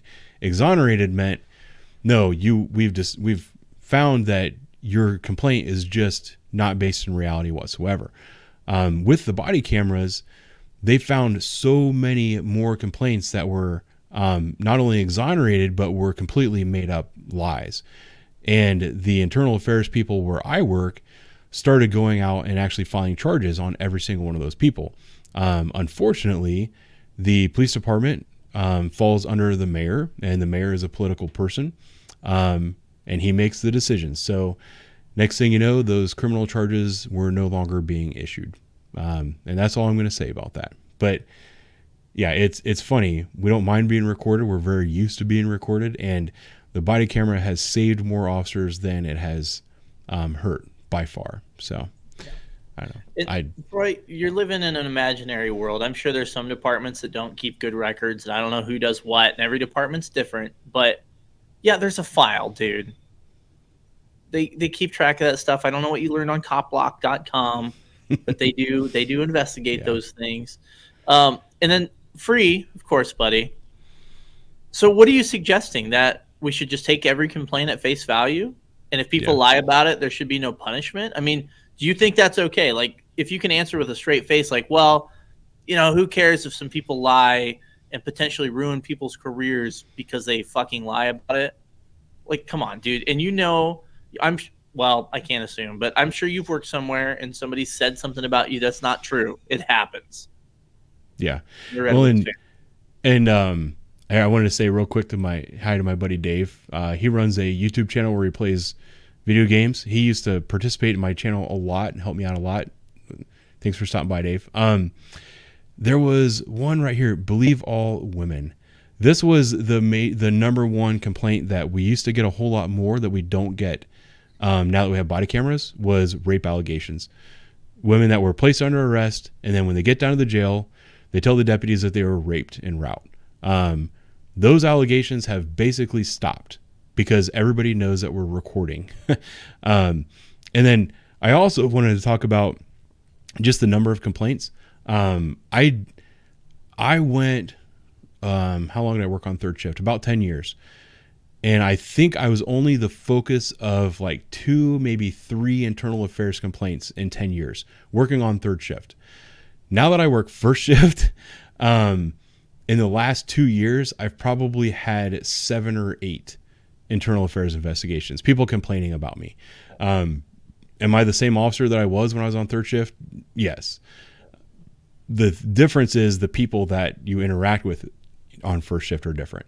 And I've actually posted several of my calls that got turned into IA complaints on YouTube. I'll still stand by my actions in all those cases. The one I was definitely exonerated. The one I told a guy to get the fuck out of a car. And it wasn't his car. It was an old lady's car that he was basically holding hostage, and I didn't have anything that I could criminally charge him with. So I said, get the fuck out of the car and get the fuck off my block. And if I see you again, I will arrest you and I will charge you with everything I can fucking imagine. I did say that to him. And that IA complaint was sustained. I'm still waiting to hear back what my punishment's going to be. But, just because you get a lot of complaints doesn't mean you're a bad officer. A lot of times it means that you're just dealing with more shitty people. And they're going to file complaints because they're going to use that complaint system as a weapon. Another way to try to intimidate you into giving them what they want, even though what they want is not the right thing. They use that as a weapon. So I'm not worried about IA complaints at all. And it doesn't mean anything to me at all that a certain officer has a bunch of complaints. That's just silly. Okay, can you step out? Can you run it? Can you be quick? Yeah, no, you're not going anywhere. You guys might as well start calling for a ride. I don't know. Okay, I'm gonna have you step forward and hang out with that officer. I want to look inside the car. Oh, yes, go ahead. I have to give you permission, not him. No, you don't. I don't need permission. Because the more I talk to him, have my head in the car, I can definitely smell marijuana. Really? How do you know what marijuana smells like? Get that marijuana back. Where'd you learn that? Drug school. Do you have your phone with you? No. Irvin, do you want to try to call somebody? Because you guys aren't driving out of here. Guess what? My uncle lives 2 houses up. I'm pushing my car. All right. I've had enough of Velma. They ended up just having him walk and they tow the car. Is that what happens? I don't remember. I think that I think the video ended without really a resolution, but the bossy Sarge wanted to make sure they didn't drive away. But I know some people were kind of hemming and hawing about searching the car because it smelled like marijuana. Now, I didn't learn this in drug school, but my understanding of marijuana is quite pungent. And even though maybe it's not in the car, if it's been smoked in the car, you may smell it. Like, I don't know, somebody that smokes cigarettes in their car, it smells like cigarettes. Is that, come on, calm down. Yeah, well, plus, I mean, we are legitimately trained on the smell of marijuana. It's part of the academy. Where I worked, there's a bunch of seized marijuana. We go by and we smell it. And then they burn a bunch of marijuana. We go by and we smell it. Just in case we've lived an incredibly sheltered life and we've never been to a college party or anything like that in our lives, we are officially trained on what marijuana smells like. I wanted to answer Troy's question real quick. Troy is a good dude. He just is a pain in the ass. I think he would agree with that. But It's good to ask questions, even though you're wrong. No, he comes from a very good place. I have a lot of faith in Troy. I think he's a good guy. But he asked what's IA like with the cops, whatever is like the movies. That was not my experience. I never had a problem with any of the IA guys. Where I work, they were all sergeants. Like once you got promoted, you could go to IA. It's an assignment.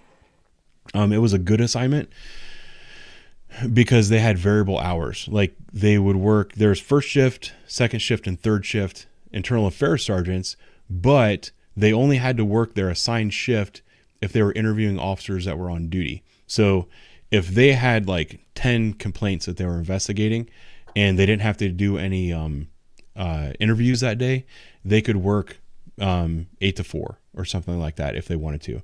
So it's a desirable job. And it's just another job. And I had sergeants who were like up for the next IA position and they're like, I'm not sure if I want it. I would encourage them to take it. It's an honest job. I never had a problem with a single IA sergeant. They were always fair to me. The times that I was issued discipline from internal affairs, I was like, yep, that was the I violated policy, like give me my discipline. You know, it's not like that at all. And our internal affairs, I don't know if you had any good stories from where you used to work, but there was some pretty cool investigations that they did on officers too. Like I remember one where there was an officer who was stealing gas. It was when we had the Crown Vics, and this one car kept getting laid in because it smelled like gasoline. And like the second shift and third shift guys kept taking the car to the shop. They're like, hey, there's a gas leak in this car. It smells like gas. We don't know what's wrong with it. And the shop would look it over. They couldn't find anything wrong with the car. They'd give the car back. And then 2 or 3 days later, it smelled like gasoline. Somehow internal affairs got involved and they looked, there's a gas card assigned to every single cruiser. And on this shift, a Crown Vic burns, 8 gallons of fuel in an 8-hour shift. If you're busy, maybe 5 gallons of fuel. Very specific. It's, I know what you're saying, yeah. It's easy to tell. Like I fill up my car, you burn about a quarter tank per shift. They would realize that on first shift, this one officer was using the gas card a lot more than a normal officer would. So they actually went undercover and started following him throughout his day. They had an internal affairs sergeant in an unmarked car following this cruiser around town everywhere it went. They found that he was bringing gas cans into work, putting them in the trunk of the Crown Vic. When he went and got gas in his cruiser, he was also filling up the gas cans in the back of the Vic and then putting those in his pickup truck and driving home with him. He was stealing gas from the city. That was an important investigation, right? Like that guy got hammered for what he did and he deserved it. The internal affairs guys did an undercover investigation and they busted him. I don't know, they're doing good work. And there's a lot of misinformation about what internal affairs does, but that's my long way of explaining that. But yeah. Yeah, I think it's like any special assignment. You have people that go up there for the right reasons, people that go up there for the wrong reasons, and people that are forced into it because they're good investigators and they get stuck with Yeah. it. But I'm not like you. I don't cuss at civilians or anything, so I didn't really go up there a whole lot. But actually, I never went to IA as being in trouble. I went up there a couple times as like a witness to something or whatever, but it was generally pretty low key. And they're just like they were investigating a crime. Somebody I saw in the comments, they treat you like a criminal. I've heard that some places, and IA is generally, and depending on departments, they're not really investigating a crime. Usually they're investigating a policy violation. And so I don't like, I think it's one of those things because the guys are cops. That's the only way they know how to investigate is as a cop. When it's like, yeah, dude, I fucked up. I did this thing. You don't need to fucking, shine the light on me and, smoke a cigarette and say like, so did you cuss at that guy that was trying to pick up hookers? It's like, yeah, dude, I did that, man. And I fucked up. What's funny, but you can't pigeonhole it. Like that's what we got to do is pigeonhole everything. There's good and bad. It was funny. There are police officers that hate cops too. Like there's anti-cop cops, and sometimes they get into internal affairs. And we had one. I can't say too much because I'll get in trouble. She was fired for racism and then hired back to the department. But anyway, she would try to hammer officers. It was black officers that turned her in and filed EEO complaints about her, and she got fired for being black and racist towards white people. But and then rehired because she had political connections. But she would accuse people of violating policies that didn't exist a lot, and then like really grill you about them. And it was like if you went to her, you didn't just take a rep, you would take a lawyer. But that was like a really one-off. You know what I mean? Like I've never been nervous going to IA, never worried about it at all. So, and like I said, I've been there way more since I started working first shift than I did on thirds. I blame that on daylight people. You ready to go to this other Troy? Okay. Can I promised Allie I would answer this. We got a little off track, Allie, because old Ben here didn't like my idea for the podcast for the live stream. You know what? I'll make it a podcast. It'll be great. But the reason I'm not a cop, I'll try and answer it quickly so we can get to this video. My cup was full. I got tired of the bullshit. You guys just heard me say I didn't go to IA. I wasn't a guy that got in trouble. I just went out and did my thing. And I didn't like the idea of putting it, and that's funny. We make fun of the thank me for my service guys. I'm not that guy, but you put some blood, sweat, and tears into the job, right? And when it's not, you don't feel that from the community. Why the fuck am I doing it, kind of thing? And I didn't think I had the support of my community or of the police department. Like if I did the right thing, I didn't think they would stand behind me. And also, Colorado changed their laws a little bit that it was confusing, and I thought it could easily hem up a cop. And the big reason is there's situations where you could be like the third or fourth guy on scene. You have no idea what's going on besides somebody's calling for help or you see a cop fighting with somebody. And if that first cop that you had no knowledge of doing something wrong did something wrong, you're going to get hemmed up just like him. I didn't like that idea. That was the reason I left, and I got tired of the bullshit. I cared a lot about the job. Obviously, I still do because I still talk about it all the time, but it just got to a point where it wasn't good for me anymore. So I left, and I left Colorado because it's not the same place I grew up in. Now I'm in Iowa. Yeah, Iowa's a better place. I mean, I can't speak for you, but after speaking to you quite a few times, like he was going through all the same shit that every other police officer in the country was going through, which not a single police officer that worked through 2020 wanted to be a police officer afterwards. It was horrible.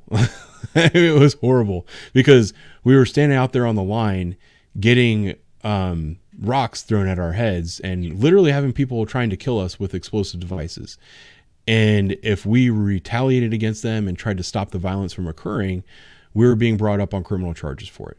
And Colorado was taking it to a whole nother level.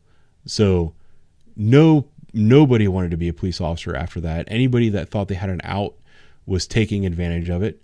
Colorado was an extreme example, and he had a way that he believed he could make a living without being a police officer, moved to a cheaper community.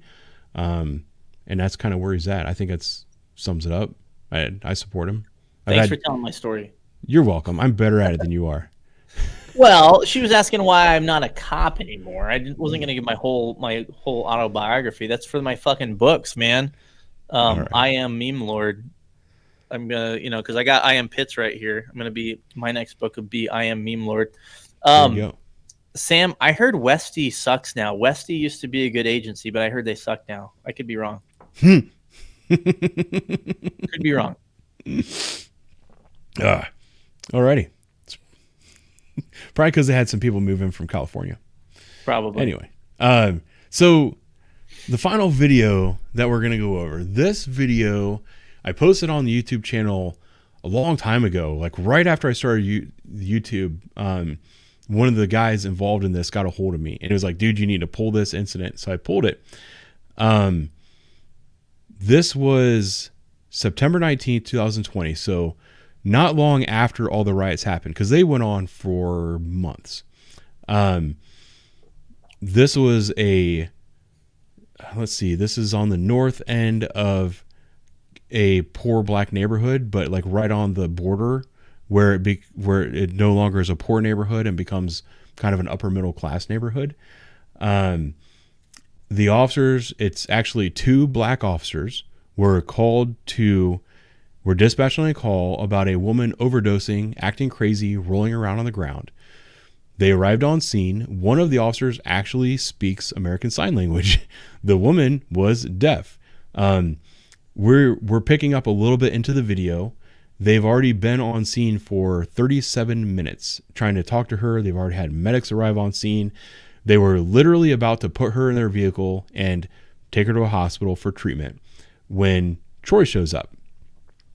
Troy was riding the high of the Black Lives Matter protests and riots that occurred all summer long, the summer of love that we all remember.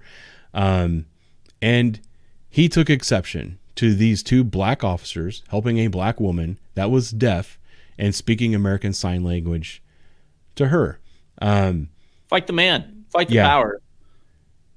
It's incredible that it's funny if you listen to the accusations he makes against the officers about being racist and hateful and bigoted.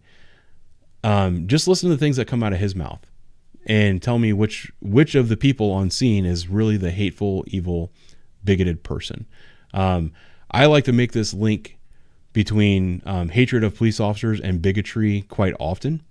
And I think he is a very good example of that. So without further ado, here's Troy, who is not homeless. He's actually stupid rich and owns a candle company. Was this going straight to voicemail? Called him walkie. Can I help you? Yeah, nigga, I'm not homeless. I'm actually super dumb rich. I'm just making sure y'all taking care of the people y'all supposed to be taking care of. Right. I didn't disrespect you. Listen, I get that you're trying to make a scene for your friend, but we're trying to help somebody. Ma'am. That's why I stayed back here. Right. I wasn't in your way. Pay attention to them. I have nothing to say to you. The first thing you see is you see somebody helpless with the cops. First thing I see. He just tried to troll us. We're trying to help somebody. I'm trying to troll you. Let me pull out the camera and really troll you. Okay. We're already recording. See, there it is. I'm going to pull out my camera and I'm going to troll you. It's a way they try to intimidate people. In a minute, he's going to say, "Is your body camera on? Is your body camera on? Is your body?" Why? That's yes. Why do you ask? You're stupid. I also want to mention that the officer, I'm not gonna say his name, but I know him well. He is 6'4", probably 240-pound male black that looks like an NFL football player. He is a freaking monster. When he was in the academy, he damn near murdered several people in the boxing ring. the way he handles this guy is amazing. Like, he never raised his voice with him. Just very mild mannered, very calm, and he just says, "Look, I'm not going to say anything else to you."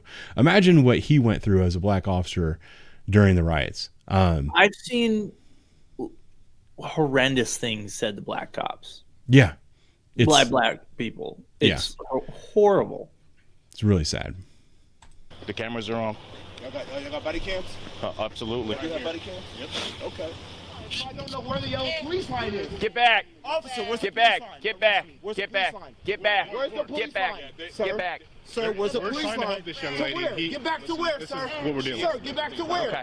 Get back to where, sir? Just step back. Get back to where? To where, sir? I'll step back. Where do you want me to get back to? Just 20 feet back. That'd be 20 good. feet back? Yep. From you can who? keep filming. 1, 2, 3, That's 4, good for 5, me. 6, 7, 8. Yeah, that's 9, good. 10, 11. That's good. Thank Right you. there. I Thank don't you. want to interrupt. Thank you. Thank you. They said they're taking her to her house.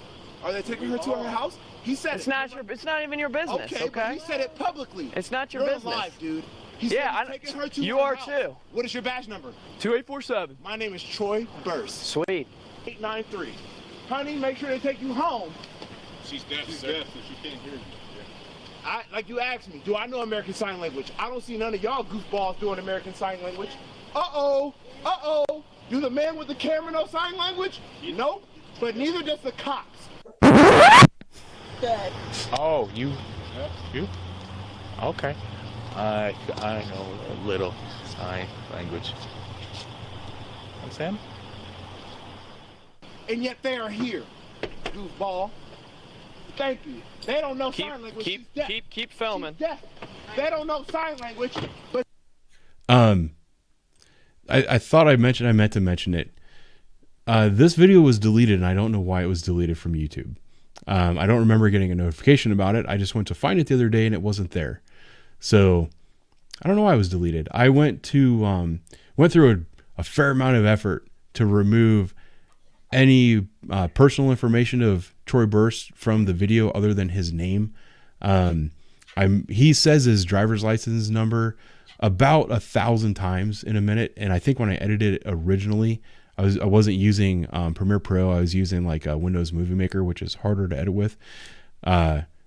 So I wasn't able to catch all of them. I've edited it better now, so I'm gonna re-release this onto the channel in a week or two. Hopefully, it doesn't get removed again. But she's deaf. They told me step back. I'm staying back. I'm not interfering with shit. Baby, Yeah. are you okay? You okay, baby? In the trunk? No, They're putting their stuff in the trunk. What are you doing? Don't get in that way. They said don't get in that way now. You take one more step in the street, you're gonna get a ticket. Get out of the street for pedestrian in the roadway. I'm 2 steps. Pedestrian in the roadway. Get out of the street. Get out of the street. And now I'm out. Where's my Get ticket? out of the street. Where's my ticket? You want a Yes, ticket? I do. Here's 2 Okay. steps. All right, that's fine. Yep. Come on. Let him take me. Come on. I'm good. Come on. Come on. Come on. Record it. Record it. Come on. You got ID on you, sir? No, I don't. 93 is my ID number. Is it? My name is Okay. Troy Burst. Can you take a seat for I me? know he's not going to, baby. Take a Record seat. it. Take a seat. Record him. Am I arrested? No, you're gonna ticket though. Then I'm not. No, I'm going to stand over here. No, you need to I'm stand not over here. arrested. I'm going to Stand over here. Because I don't want you in the roadway. I'm getting out the road. Get out of the I'm road. getting out of the road. Get out of the road. Your goofy ass tried to sit me. What's on the your road. ID? 893 Troy Thank Burst, you. motherfucking pigget. T3, you pig. All cops are bastards. 993. Troy Burst, go look Say him it up. one more time. Suck my dick. I gave it to you, 71. I see you be sitting What up is on it there. again? 93. That's the 5th time I All right. gave it to your faggot ass. I'm sorry. I know. I'm black. I know. I'm trying to hurt him. That's not enough numbers. Okay, well, my hands. Sir, do you want to put me in cuffs? Go ahead. But I would like to stand up. What? How many numbers? I would like to stand Can up. we pause Can it you for a go ahead second? and I have get a thought. Yeah.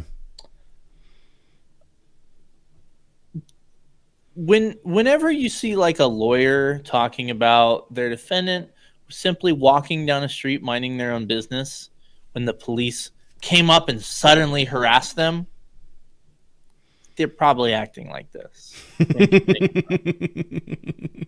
I watched a video the other day, and I'm not going to go into it. Maybe it's something we can talk down the line. It was basically they're saying there shouldn't be SROs in schools because they're arresting kids and stuff like that. And it was a total like hit piece.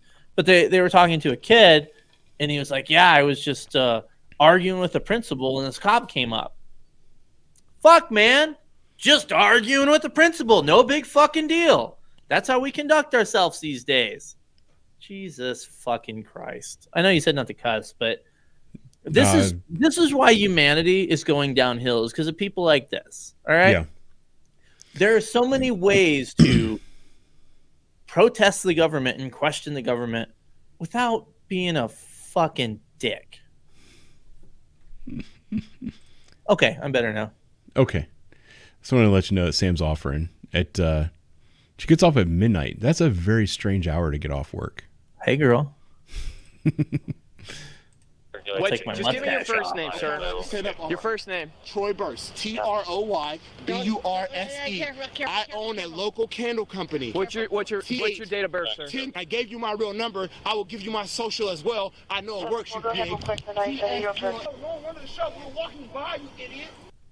Hey, Code Blue finally showed up. It's good to see you, bud. I'm assuming that you just waited for your video reactions to be done so you could watch my videos.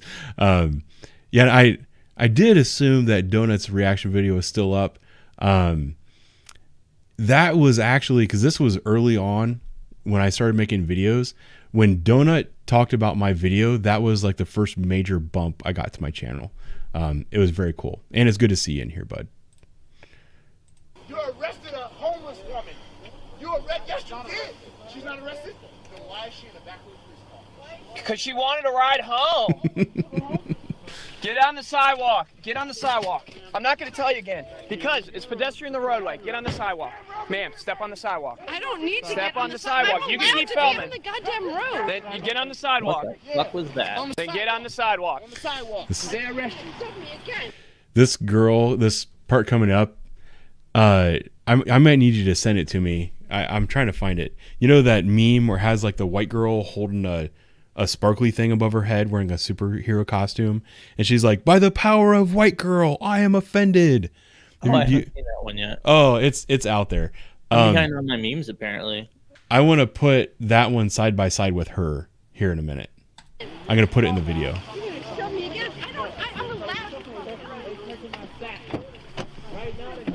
Did you watch this whole thing? Then get on No, I did not watch this one because it was 20 minutes and I was like, Yeah. Yeah, it's pedestrian the roadway. I'm not allowed to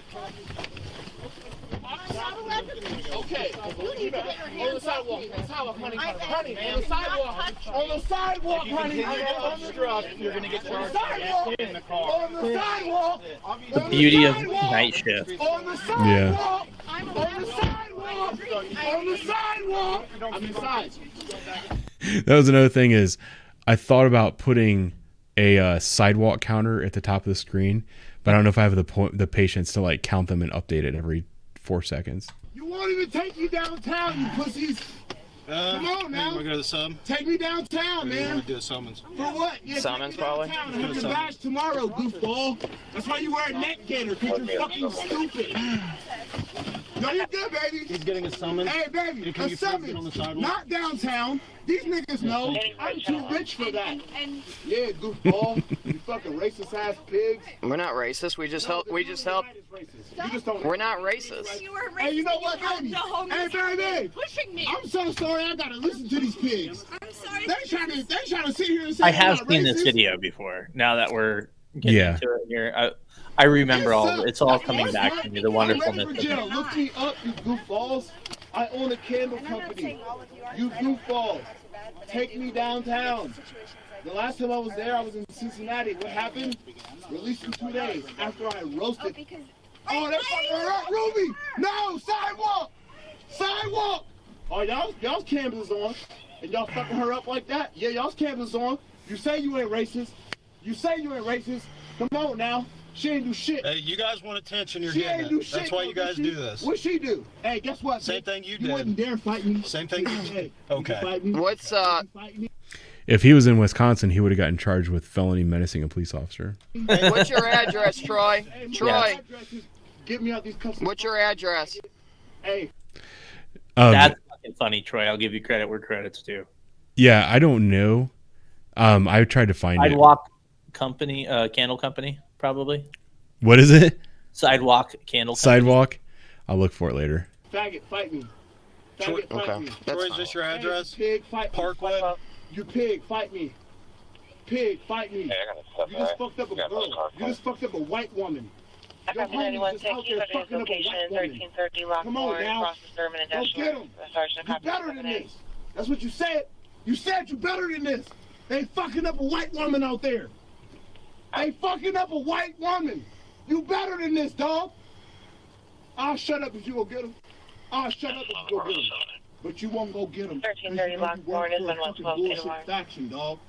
They out there fucking up a white woman in the middle of the street. On the sidewalk! Sidewalk!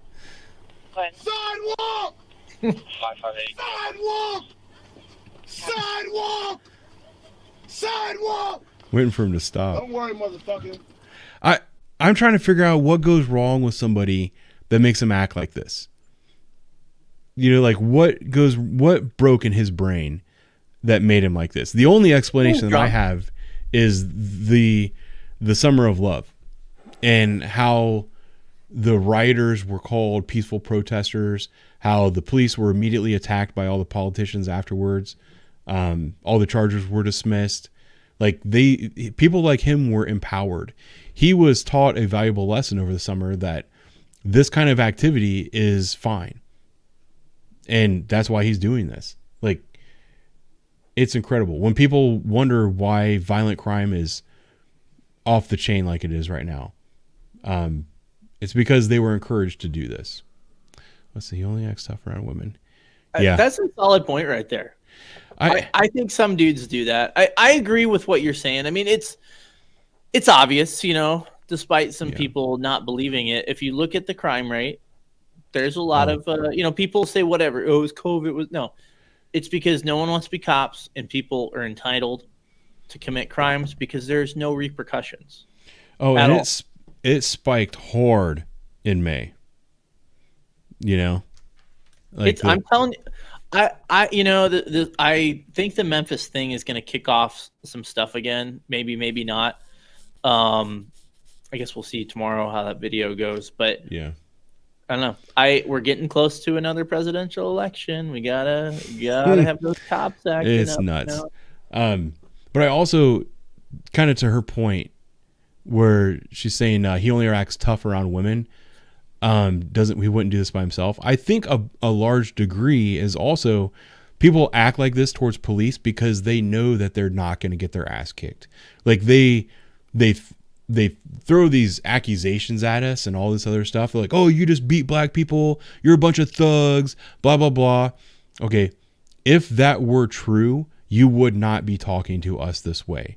If you were really afraid of getting your ass kicked, you would not be doing this. In a minute, he's going to start kicking the window of the cruiser, trying to break it. If you were really afraid of getting your ass kicked, you would not do this. So they don't believe the things that they're saying. They are actually emboldened by the fact that we are a very professional group of police officers that don't misbehave. You know what I mean? Generally. Yeah.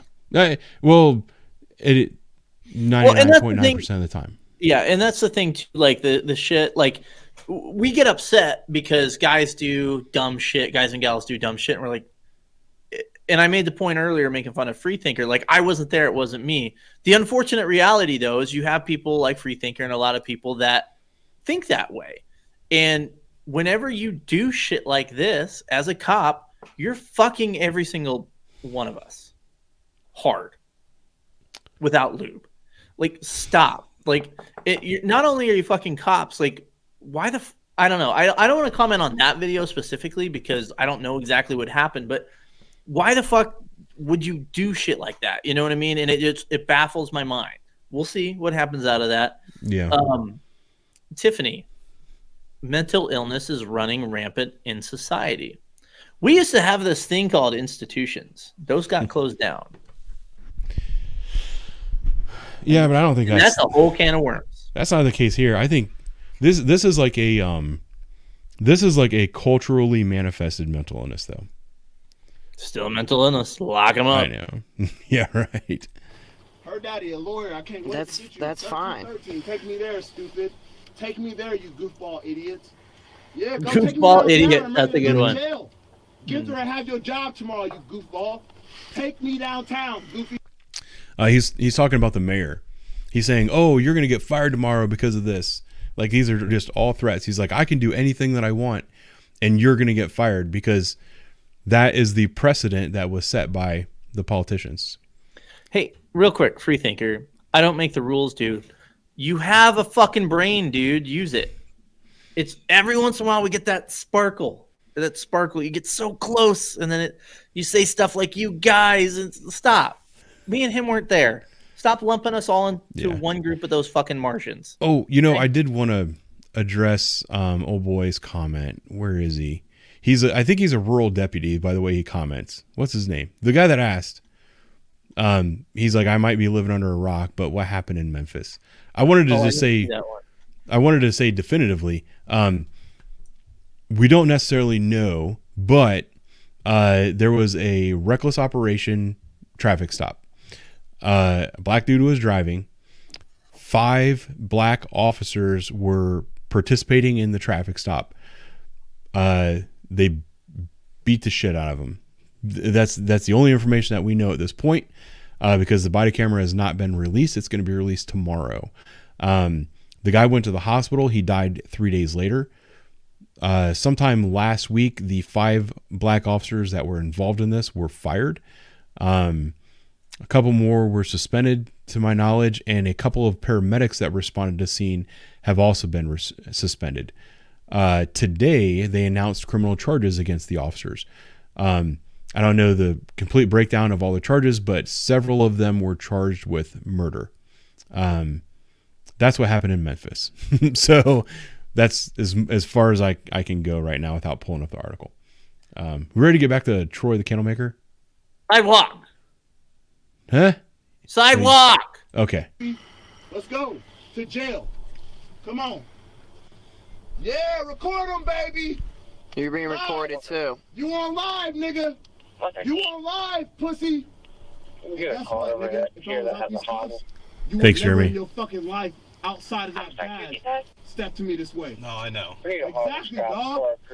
Here, point blank. I'm glad you admit that, nigga. Niggas like me will fuck you up, and I'm fucking your wife on the low. 21 get there pretty quick. Yeah, nigga. Yeah, nigga. Birchfield, look it up. I'll give you her dad, nigga. Lawyer, nigga. 1313 Street, you doofus. Yeah, 1313 Street, you doofus. The law offices of Randy Birch. Take me there, you gumball idiot. Yeah, nigga. Oh, yeah, look it up, Goofy. Go look it up, Goofy. It's a law office. That's her fucking dad. Both her mom and her dad are lawyers. That's fine. Something tells me the parents Wait, are what's your name? probably part of the problem. Yeah. You know, I was going to say that we use this guy as like an example of like, you know, yeah, this is bad shit that cops deal with. I would argue, potentially, depending on where you work, you deal with this same type of character once a day, twice a day, once a week, frequently. This isn't like a once in a lifetime dude. This particular guy, he's special. He's a little over the top, but you do deal with this stuff a lot. I have had a lot of people in the back of my car threaten to beat me and all that other stuff. But I think Troy takes it to a whole nother level. I will say that. But it's not. I don't know. I did interrupt you, and I'm sorry. But I think when I posted this, I had a couple of comments from people like, "Oh, boo-hoo, crybabies! You don't like being treated poorly." It's not that at all. I mean, you know, I don't like being treated poorly. I mean, I don't like being treated poorly, but I don't go home and cry about it. I don't think about it. It doesn't bother me at all. It's just, you know, I want to make sure that I point out that it's ironic, right? Like, people think that police officers are out there being bullies and meanies, treating people like shit, blah, blah, blah. Well, who is it that's out there treating people like shit and being bullies and being mean? It's these activists. Like, this isn't the way to get things done. This isn't the way to get your point across. You're turning more people against you than you are bringing to your side by doing this kind of thing. That's the reason that I like to highlight this stuff. Jeremy You gave a super chat. I wanted to acknowledge you. Thank you very much. And then this thing about Akron on long term. No, we haven't covered that here, and we're not going to do that today. I'll look into it if I remember. And then, yeah, I just want to have some compassion for this comment. I thought about editing out all the cuss words and the N words and all that other stuff, but I don't think I can. It would take me It would take me a week to edit all that stuff out. So I'm just leaving it in. And if YouTube age restricts the video, they age restrict the video. But it's also one of those things like, you know, I think people need to hear this, right? So. Punk ass bitch. What's your name, nigga? I didn't get your badge number. Hawthorne. Yes, you did. Everybody else's badge number, but know this. Every single one of you niggas in a badge, I'll beat your ass, nigga. Hands to hands, I'll beat your ass, nigga. Never in your life would you want to see me outside of these cuffs. Because I'll fuck you up, nigga. And you already know it. See, that would definitely fit the statute in Wisconsin. Yeah. I think that would fit the statute where I am too. Do you think it would out where you used to work? Probably not. It's Colorado though. It's mini California. No. I mean, if I pushed it, yeah, but probably not. Well, and it wouldn't go anywhere in court. No. Hey. Oh, I missed it. Chad jumps. I am Smillen. You guys in your names, and I can't read good. Like Samsonite. It's Samsonite. You were way off. Alrighty, but thank you for the super chat. Am I under arrest? You are. I told you you're under arrest. I am under arrest. Yes, for fail to comply. Okay, thank you. Don't, dude, stop. Stop kicking. I stop. Record him. Stay back. Stay back. Can I mention just briefly that he was trying to kick the window out, trying to bust the window on the cruiser, and when they went out to stop him, he's screaming, record them. Like, this was one of the main tactics of the riots that we as police officers and agencies kind of figured out towards the end of it, where we found ways to more tactfully take down these guys so that they couldn't get it on video and all that, because that's all they were trying to do. I pulled over a car kind of late into the riots where we had kind of taken a hands-off approach. We had cameras everywhere. We had guys on top of high rises with spotting scopes looking down at the crowd, and they were spotting guys in the crowd that were walking around with firearms. And these guys were playing like a shell game with a firearm. They would hold it up in the air so that everybody saw it, and then they would walk it by and they would hand it off to like 5 different people, and then one of those people would get in a car and they would drive. I legitimately think that they were trying to put us in a position where we were stopping a car where we believed there was a black man with a firearm and that we were just going to shoot him. I think that's what they were trying to do. So I was one of the cars that was kind of on the outside of where everything was happening, and they called out this car.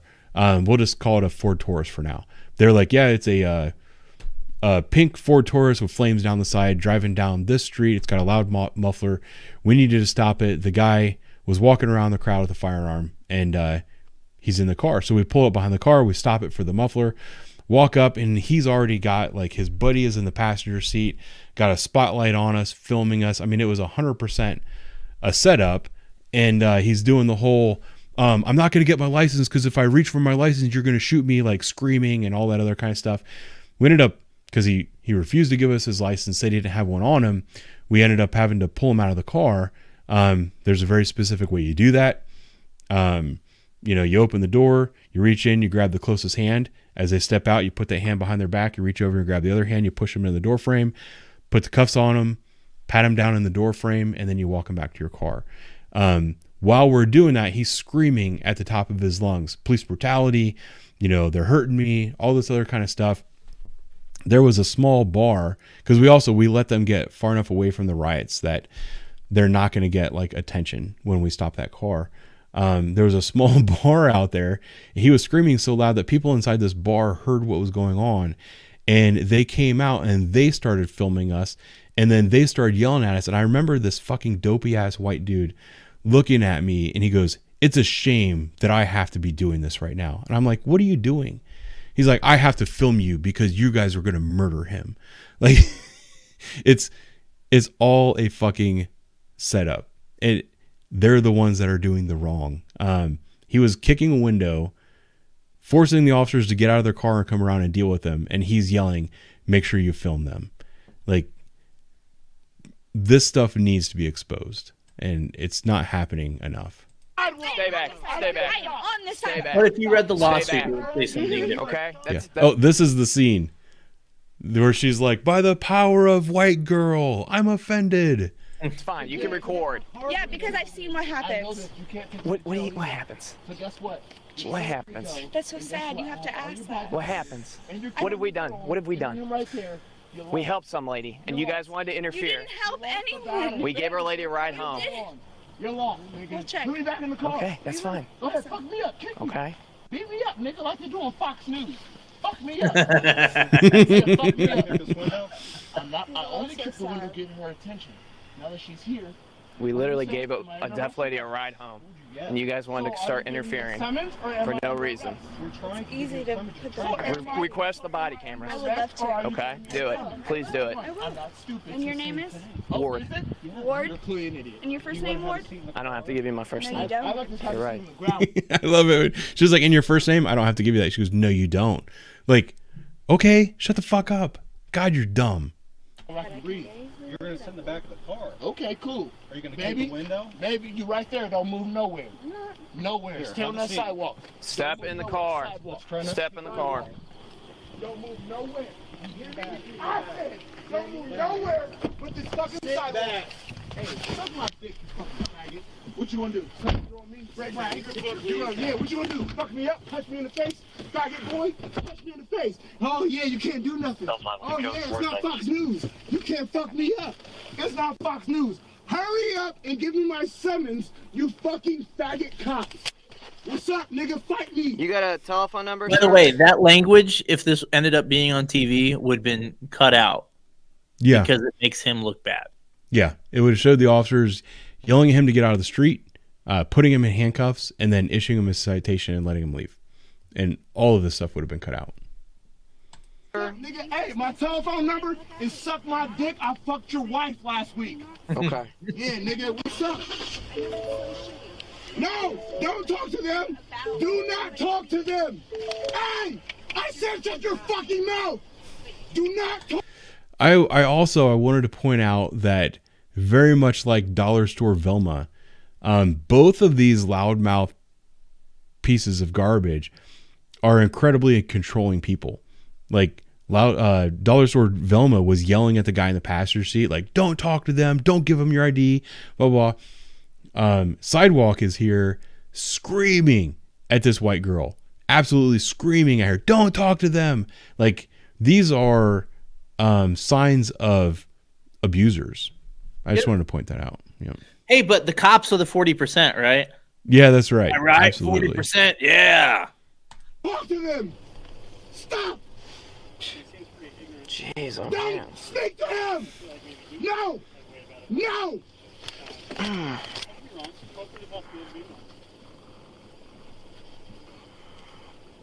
Yeah, dick nigga, shoot with me, nigga. Long dick nigga. Like your daughter. Like your wife, nigga. We're doing what? Pedestrian Yeah, the right way nigga. and then go What to you the gonna bar. do? Fuck me up. Beat me up, nigga. George Floyd, my shit. But guess what? He tried. He Which one's pulled me which out one's of the this? cop car. Pedestrian the He right way. pulled me out Okay, of go the ahead. cop car. He wanted to 2171. beat me up, but egghead, 05A. I speeded on your wife's face. You know you can't fuck me up. You know you can't. Fuck with me, nigga. What is called? I think Troy is very lucky that this is not 1994 anymore. Older. What? What's the Look at other them one? niggas looking around. They know what it is. Yeah, nigga. I'm that nigga. Fucking your fucking wife, nigga. Fuck with me. Be on the front one. Broke ass bitches. Hey, give me my summons. Take my blood alcohol. You can't say I'm drunk without taking the test. 09 2109. Let's go. 01A. Live. Baby. Phone. Facebook. Log into that bitch. Live right now. The first session already there. When you put a man in cuffs for making sure you was taking care of a homeless woman. And then y'all beat up a white woman. Y'all beat up a white woman today. But you ain't do shit to me, nigga. You had me out, bro. You had me out and you ain't do shit to me because you actually a pussy ass nigga. But you let your homies beat up on a white bitch. You let your homies beat up on a whole bitch. You seen them, bro. I don't want to know where that came from. Like the whatever they're talking about, they're like the whole whatever. Like he pulled a gun on me, a whole gun. Or I'm pregnant with a baby, a whole baby. Like where did this verbiage come from? I'm genuinely confused. I'm confused by a lot of this. You know, I've joked a lot on my podcast. You should go listen to it, by the way, Poorly Made Police podcast. That when I went to work, I felt like I went to a different planet. Like this is a different planet. Where do you fucking think it's okay to act like this? Like, yeah. How could you look at yourself in the mirror? Like if you watch this video of yourself, be like, oh, that was fucking cool, man. Because you know he probably did. Well, you know, he went and told all of his friends about how he fucking owned the cops and oh yeah, he took it to him and all that. But it's insane. I don't know. I did skip ahead a little bit while we were talking here. I want to get to the end. At 9 a.m. It's at 400 North High Street. 400 North High Street. You have to go. If you don't go, you have a warrant for your arrest. Do you understand everything? Do you have any questions? Actually, I don't understand. Do you have any questions? Yes, I do. Go ahead. I do have questions I don't understand. What's your question? What is your name? I already told you. Outside the car. Yeah, bitch. Wait till we get to court. You won't even be there, you broke bitch. Okay. Yeah, bitch. Yeah, bitch. Yeah. Step out. I'm gonna do everything you want me to. Can I stand up? You like the camera, baby? Baby! Yeah. Turn around for me. I'm gonna get the yeah. Get them camera. Yeah, get them cups off me. Phone in your pocket. Oh, you can put my phone in my pocket? We're gonna put your summons in your pocket. Summons in my pocket? Yeah, bitch ass nigga, cause I'm out this bitch. Look at me, nigga. Yeah, I'm out this bitch. You couldn't do shit, nigga. Your camera on. Yes, sir. Yeah, nigga. If your camera wasn't on, you'd have tried to fuck me up, but I'd have killed your goofy ass, nigga. I always wear my camera, yeah, sir. Good. I'm not George Floyd. I'm not Tyreek, nigga. I'd have fucked you up, nigga. Your wife would have had a corpse, nigga. But I'd have still fucked her every fucking weekend. Like our arrangements. All right, you're free to go, sir. That's all he's doing is trying to provoke them to do something stupid. Yeah. You know, I don't know how things are in certain places, but there was a time that dude, even though it's basically a traffic ticket for being in the roadway, I would have fucking bonded that dude. I don't know. A lot of cities don't do that shit anymore, but that dude's going to jail for sure. I would argue, you may have some obstruction charges, although they were able to kind of do what they were still doing. You may have some disorderly conduct stuff. But like that dude walking away with just a traffic ticket, he's pretty fucking lucky. I can tell you that at the time in 2020, the officers would not have been allowed to take him to jail. That's kind of what my assumption was. Yeah. This was the time when the city attorney's office made a rule for the police officers that you could not take anyone to jail basically for a crime that was not a crime of violence. So, I mean, there was a little bit of jail, but it was also the result of the Summer of Love riots, and then that policy was rescinded after a short period of time. After when crime started to absolutely fucking go bonkers, they were like, oh, maybe police officers were arresting people for nonviolent crimes because they were afraid that if they didn't arrest that person, a violent crime would have occurred. Can I come up with a different theory here? Sure. And I could be off base here, but sometimes somebody with a big mouth, and I'm not advocating violence, Facebook, or police violence, but people like this, they have a big mouth. They use it frequently. I feel like there was a time that you'd probably get your ass kicked. not necessarily by the police, but I'm sure he's not a upstanding citizen either-wise. Anyways, rather. I knew a friend that had a big fucking mouth in high school, and he said the wrong thing to the wrong person one time and got his ass kicked. It humbled him. I don't know that this dude's ever been humbled. No, that's isn't there like a famous comedian that says that the problem with America today is that nobody's afraid of getting punched in the face. Oh yeah, for something like that. Yeah. Same premise. Yeah, and it's not a police thing. It's just that people will run up on everybody and run their mouths and everything like this.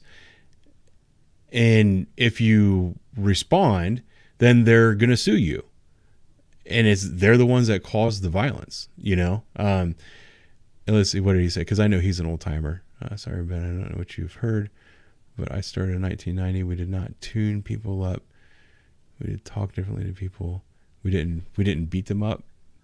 Well, I think that depends on where you work. I've heard stories, and I will leave it at that.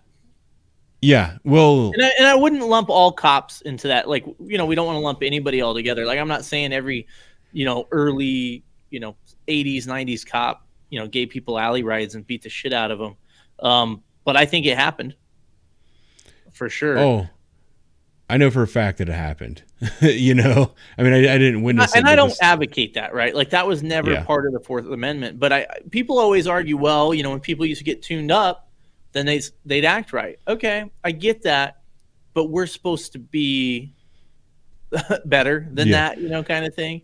I don't advocate that, but I mean, there is a point to that. It goes into the topic of police reform that I argue with people all the time. They're like, "Oh, you guys haven't been reformed, whatever, blah blah blah." Just because the legislator hasn't done something to change what the police department does, doesn't mean that the police department hasn't changed. It doesn't mean that police work hasn't changed. And like this stuff, you talk about it called the run tax. That's a term that I never heard until I started talking to you. It must have been like from out west, where if you ran, you had to pay a tax. The tax was that you were probably going to get tuned up a little bit. That's probably something that has happened in police departments all across the country for years and years and years and years. That doesn't really happen anymore. If it does, you're going to get in trouble, especially with body cameras. People that used to call the police for stupid reasons, or I've heard stories of, there was a sergeant that he's been retired for years now. He was a legend, where if somebody assaulted a police officer and he responded to scene to do like the investigation, to interview the suspect and the officers and everything out of it. I heard a story about him. They opened up the wagon and the suspect kind of walked forward, and he looks at the officers and goes, "Officers, this man has not been properly arrested." Oh shit. Yeah. And two of the biggest police officers that were on scene got in the back of the wagon with him. They shut the door. There was a lot of screaming and loud noises coming from the back of the wagon. The door would open, and that sergeant was then satisfied with the level of arrest that occurred. That stuff doesn't happen anymore. I mean, it was never okay. Here's an argument, I would say, and not to justify it by any means, but we live in 2023. I think in the 70s and 80s, it was an understood thing. Again, not right, but I think people kind of knew that shit was coming. Not agreeing with it at all, but it was, it was a different time. Like every generation's different. The social norms change, sometimes for good, sometimes for bad. But it's a thing. I mean, it did fucking happen. Oh, that is a stupid. Do me a favor. I'm about to pee my pants, but I want to respond to this comment. I'm going to be right back. Entertain the folks. Okay, so 3 guys walk into a bar. A Jewish guy. Never mind. It's the least I could do. Nice shorts, buddy. You've been working out. It's the least I could do since I didn't fucking show up on time. So, hey, Ben and Lenny, have either one of you had someone you interacted with on the job that was an outstanding positive memory? I find those people help me get through the tough days. I talked to somebody on my podcast the other day, and they kind of reminded me of that. Is, you do get the people like the candle maker here, Mr. Sidewalk Candle Company, but you do run into people quite frequently that are like, hey, thanks for what we're doing. We appreciate it. You know, the silent majority type of thing. And it feels good to actually help the true victims when there's an issue. I can't think of anything. I mean, I have, one where like a guy came up to me after a call and he said, hey, I don't know if you remember me, but a couple years ago, I was high in a bathroom and you came and, talked to me and I've been clean. That's probably the best one, but there's definitely some out there for sure. You feel better? No, he's getting set up here. Did I miss anything? No, nothing important. I just scared off all the followers. The drop, it just dropped, right? It plummeted. We had 1,000 viewers a minute ago, and now we're down to 101. Yeah. No, I wanted to respond to this, and I had to pee for like the last 40 minutes. Dude, be a man. Fucking get a Gatorade cup. But I can't. I mean, I got a camera in front of me, dude. I mean, I could have just been like, okay, I'm going to continue to talk to you. No one would have fucking knew, man. Oh, they would have known. No. You just like, your hand kind of disappears down there and you grab an empty bottle and it comes back up clear or yellow. Yeah. I think it would have been clear. I've had a long bike ride tonight and drank a lot of water. I want to answer this question. So Ben, are you a cop or have been a cop? This is Ben and Lenny. Have you ever had, either of you had someone interact with you on the job that was an outstanding positive memory?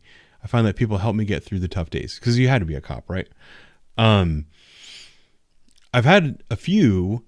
They don't always remain positive. I've got some examples on the body camera channel of a guy that was crazy and on cocaine and meth and all this other stuff. He used to call all the time, called in fake burglaries to his house, would report me to internal affairs if I didn't do exactly what he liked.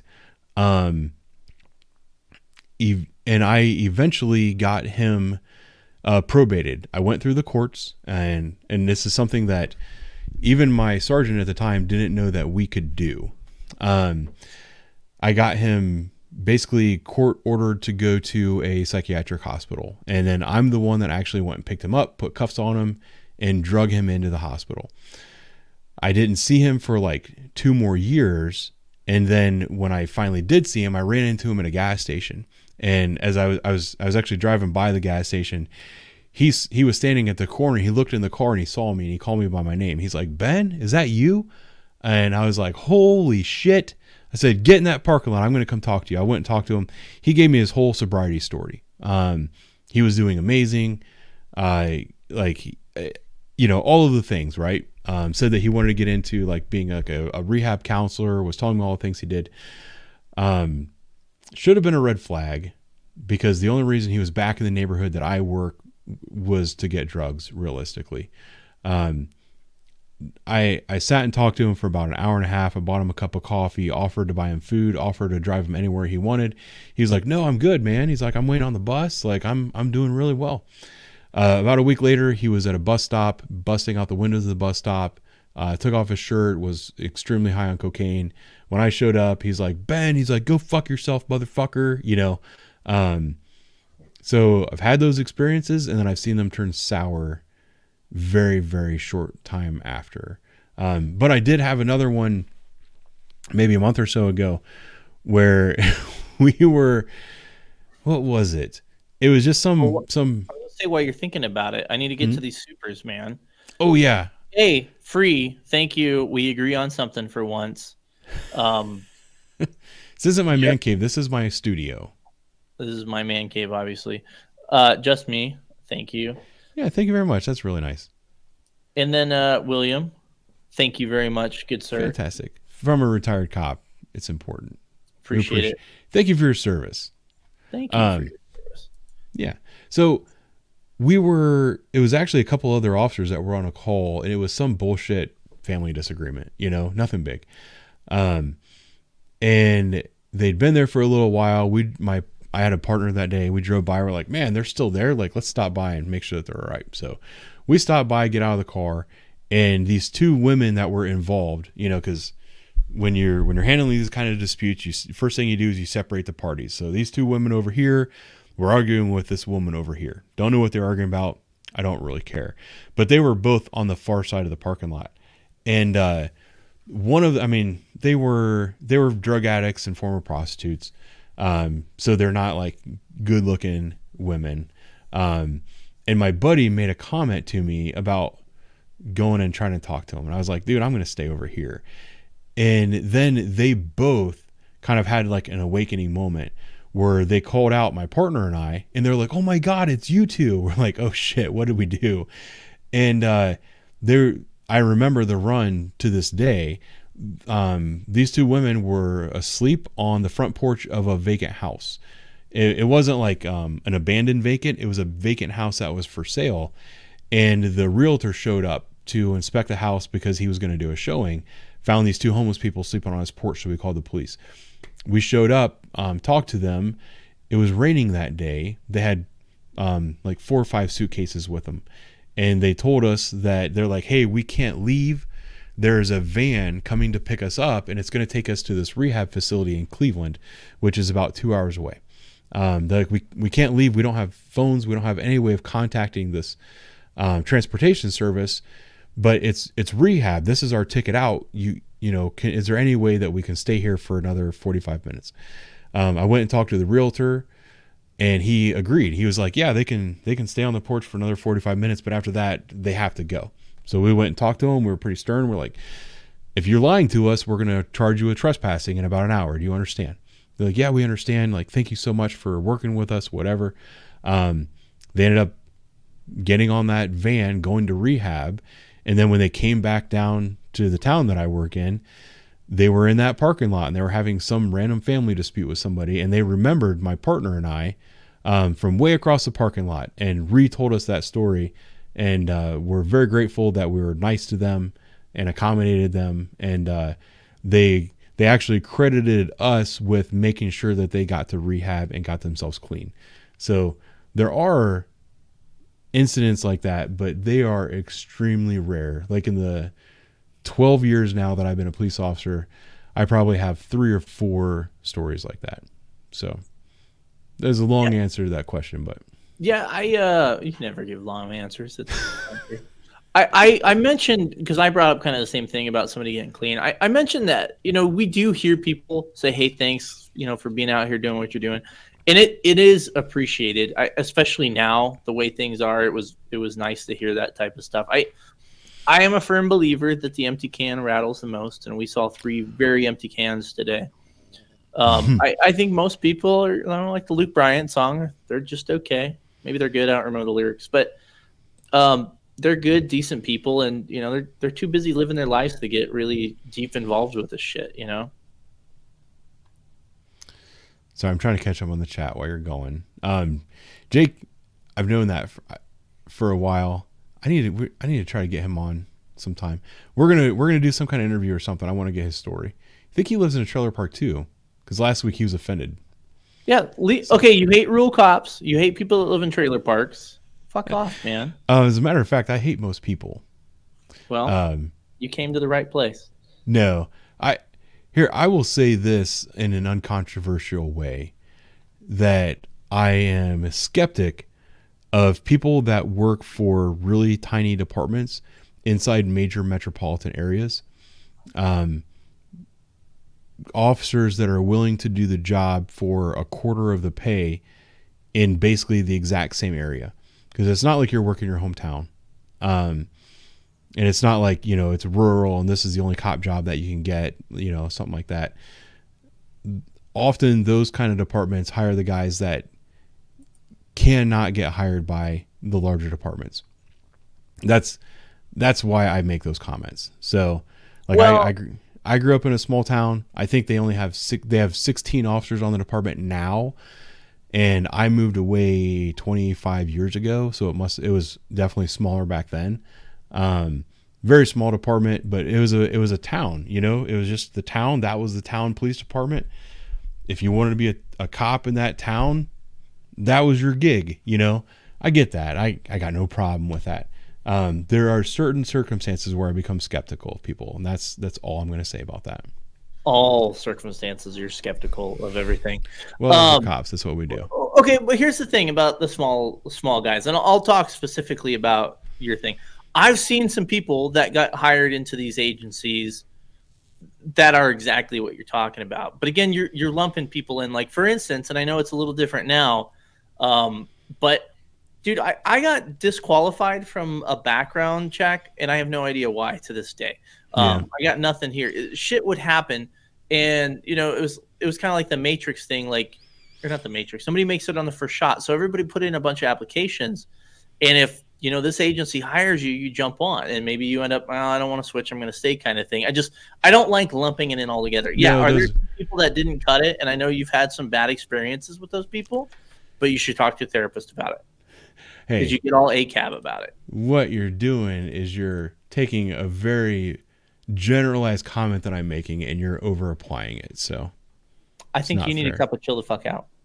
I've had 2, and it's got me halfway slurring my words. Halfway. Well, before we know it, you'll be yelling sidewalk. I don't know what I don't typically yell when I'm intoxicated. I get really chill. You should drink while you're on duty. I should. I would be way more chill. I'm pretty chill at work. It's just some people just kind of get to me. But also sometimes I believe strongly that raising your voice and swearing at people is a good way to avoid having to put your hands on them. Oh yeah, absolutely. And people don't understand that. Yeah. Sometimes that works beautifully and it de-escalates the situation. But it's like anything, if that tool's not working, then you got to move to a different tool. But the yelling is one of those things though where it's hard to come back after you've yelled at somebody. No. I've come back pretty good. It's more difficult. It's easier to go up than down, right? Well, but I don't just start off by yelling at people either. Unless every situation is different. But like the situations I gave earlier where I told the guy to get the fuck out of the car. One of the things that the investigator asked me, was that effective? And I said, yeah, it was. Like his eyes snapped open. He's like, oh, this guy's serious. Like this guy knows, this guy is legit, blah, blah, blah. I want to answer this question because this is funny. Do you accuse deputies and troopers of poaching in your city? If somebody wants to come and write tickets and arrest people in my city, I don't give a fuck. Because I don't care. I just don't care. I've got so much stuff to do that I don't have time to go out and worry about arresting people. I don't. I arrest people I have to arrest. And the rest of the time I'm just busy taking calls. I have had conversations with troopers before that have driven from nearly an hour away to come into my town and into a very large city, and not only into a very large city, but into a inner city neighborhood that is overrun with violence and drug dealing and all the bad things that come in big cities. And then you've got a trooper who is calling on the radio and screaming for help because he got himself into a bad situation. We aren't always clear because it's extremely busy. So I have had to pull some guys aside and have a conversation. It's like, hey, if you're trying to get yourself killed, this is a pretty good way to do it. And I've also had troopers tell me, oh, we love coming in here and working because when we need backup, there's like 50 of you guys around and you always come running. We're not your backup. Like, we've got our own shit to do. If you wanted to be a city cop, you should have become a city cop.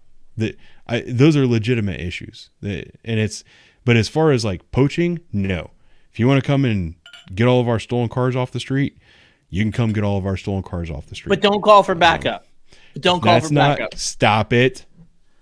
And then there's also, if you need someone to come and like observe your OVI arrest, because in the state that you operate in, you don't have the authority to actually sign your own paperwork. I had a guy one time that had to wait for 2 hours for me to come and sign his paperwork for him. And then when I showed up, he goes, "Oh, are you guys busy tonight?" I'm like, "Yeah, it's fucking busy every night down here, dude." Like, there is a problem with that. That was a problem on third shift a lot, because they're getting in foot chases, and then there's also a safety issue there, because they're screaming into their radio, which goes to their dispatch center. Their dispatcher center is on the phone with our dispatch center. That has to get relayed from a call taker to an actual dispatcher, who then airs what's going on. So if you say, "Hey, I've got one running, I'm at the corner of 1st and 3rd," by the time that gets relayed to everybody, you're actually at the corner of 7th and 4th. Your backup's going to have a really hard time finding you, because you're operating in a jurisdiction that it's not your jurisdiction. So there's a lot of issues there. And Tim got that right. Your answer went from no to yes to no again. It's not about poaching. The answer is not about poaching at all. It's just some things that people have to keep in mind. And usually it was only the young troopers, the guys that had a couple years on. And it's funny, my next door neighbor, he doesn't live here anymore, but he used to live across the street from me. He was a lieutenant when he retired, but I would tell him these stories and he would get a laugh out of it. And he was telling me about how back in the 90s, he was a young trooper and he came into town and he got behind a stolen car and tried to light the car up. The guy got out of the car, ran into a bar. He chases after the guy, runs into the bar after him, can't find him. Gets on his radio, airs for help. Guys from my department show up to help him.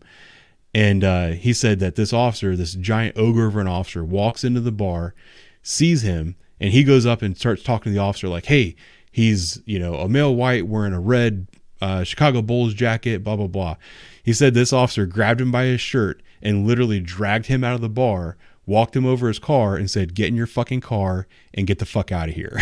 So he's like, I learned at a young trooper that that's the proper way to handle this. So I did see Troy had the Road Pirate, so we had that for sure. Jeremy, thank you very much. Yeah, that's for you, buddy. Yes, I've been waiting my entire career to use that line. I was so excited that I got to use it. And Connor is always here with the support. So I think calls. By the way, I have to say this before we end this stream at some point here, but based on how I look, I think there's only one appropriate thing to say. Da Bears. I think it's fitting. It looks good.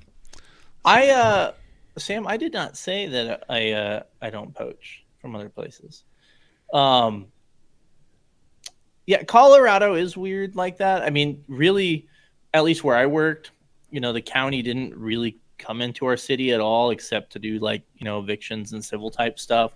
And the troopers weren't really in town kind of thing. But there was a thing that, if a cop calls for help, you're going kind of thing. It didn't matter if it was, a trooper or a deputy or whoever, because that would happen occasionally as the troopers would be out on the highway nearby and we'd, run out there and save them. Or if we had an issue, they'd run in and come and save us kind of thing. It's, same team. Yeah. And as far as the deputies go, the city that I work in takes up almost the entire county that I work in. So they have very tiny little pockets of jurisdiction, but they actually have jurisdiction over the entire county. We've never complained about them being in town. Never. My take on it is if you come into my city and you take something that I don't have to worry about, I don't have to worry about it. The county guys, we're really close with them. It's the troopers that are from these, and I get it, right? You're a state trooper, you're assigned to a post that's way out in the middle of podunk nowhere. You're sitting in a median watching 0 headlights drive by for like 4 hours. So you drive into the city. I totally get it. But when you drive from really far away to a place that you don't know anything about the people there, you don't know the streets, you don't know the neighborhoods, you don't know what you're getting into, there's an issue there. That's it. But we get along great with the deputies. They back us up. We back them up, and we back up the troopers as well. It's just that if there's ever an issue, that's where the issue lies. Troy has a problem with the cops backing each other up. He thinks we should fight in the street like Super Troopers. Yes. Give your balls a tug, Troy. Come on. Have a little fun. Live a little bit. Think for yourself. Here. Don't be a free thinker. Jeremy, if you want to send me anything, I think if you go to the About section of my channel, it has my email address. It's cpdbodycam@gmail.com. There's also Facebook, Instagram, and I have a Discord that Connor has posted a couple of links to. So if you have Discord, you can do that. But Facebook and Instagram are probably the easiest for most people. And it's Facebook is Thoughts of a Patrol Officer. Instagram is Officer Ben _Topo, I think. So, or the email. Did we get to all the important questions? I think so. I feel like me and Troy would probably get along. I think we have the same roles here, but different. Just saying. As far as trolling? Yeah. Yeah. No, that's what I said earlier. He's a good guy. I think Free Thinker's a good guy too. It's just that there's certain, I think it's really a misunderstanding of what's actually happening that causes the difference. So that's it. Yeah.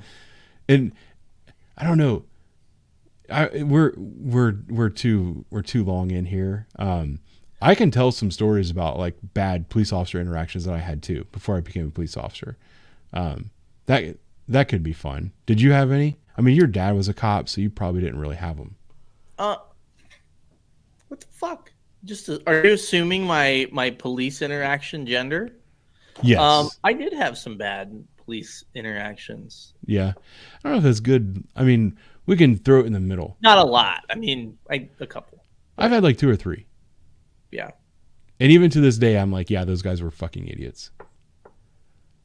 Knowing what I know now. Well, they're probably, small town cops somewhere, At least 2 of them were in for the agency that I work for now. I was going to say that at least, I don't know if it's the same way, but like if you looked at like a pecking order for like where you wanted to work as a cop, like the big... Hang on. We need to stop. Uh-oh. Brent,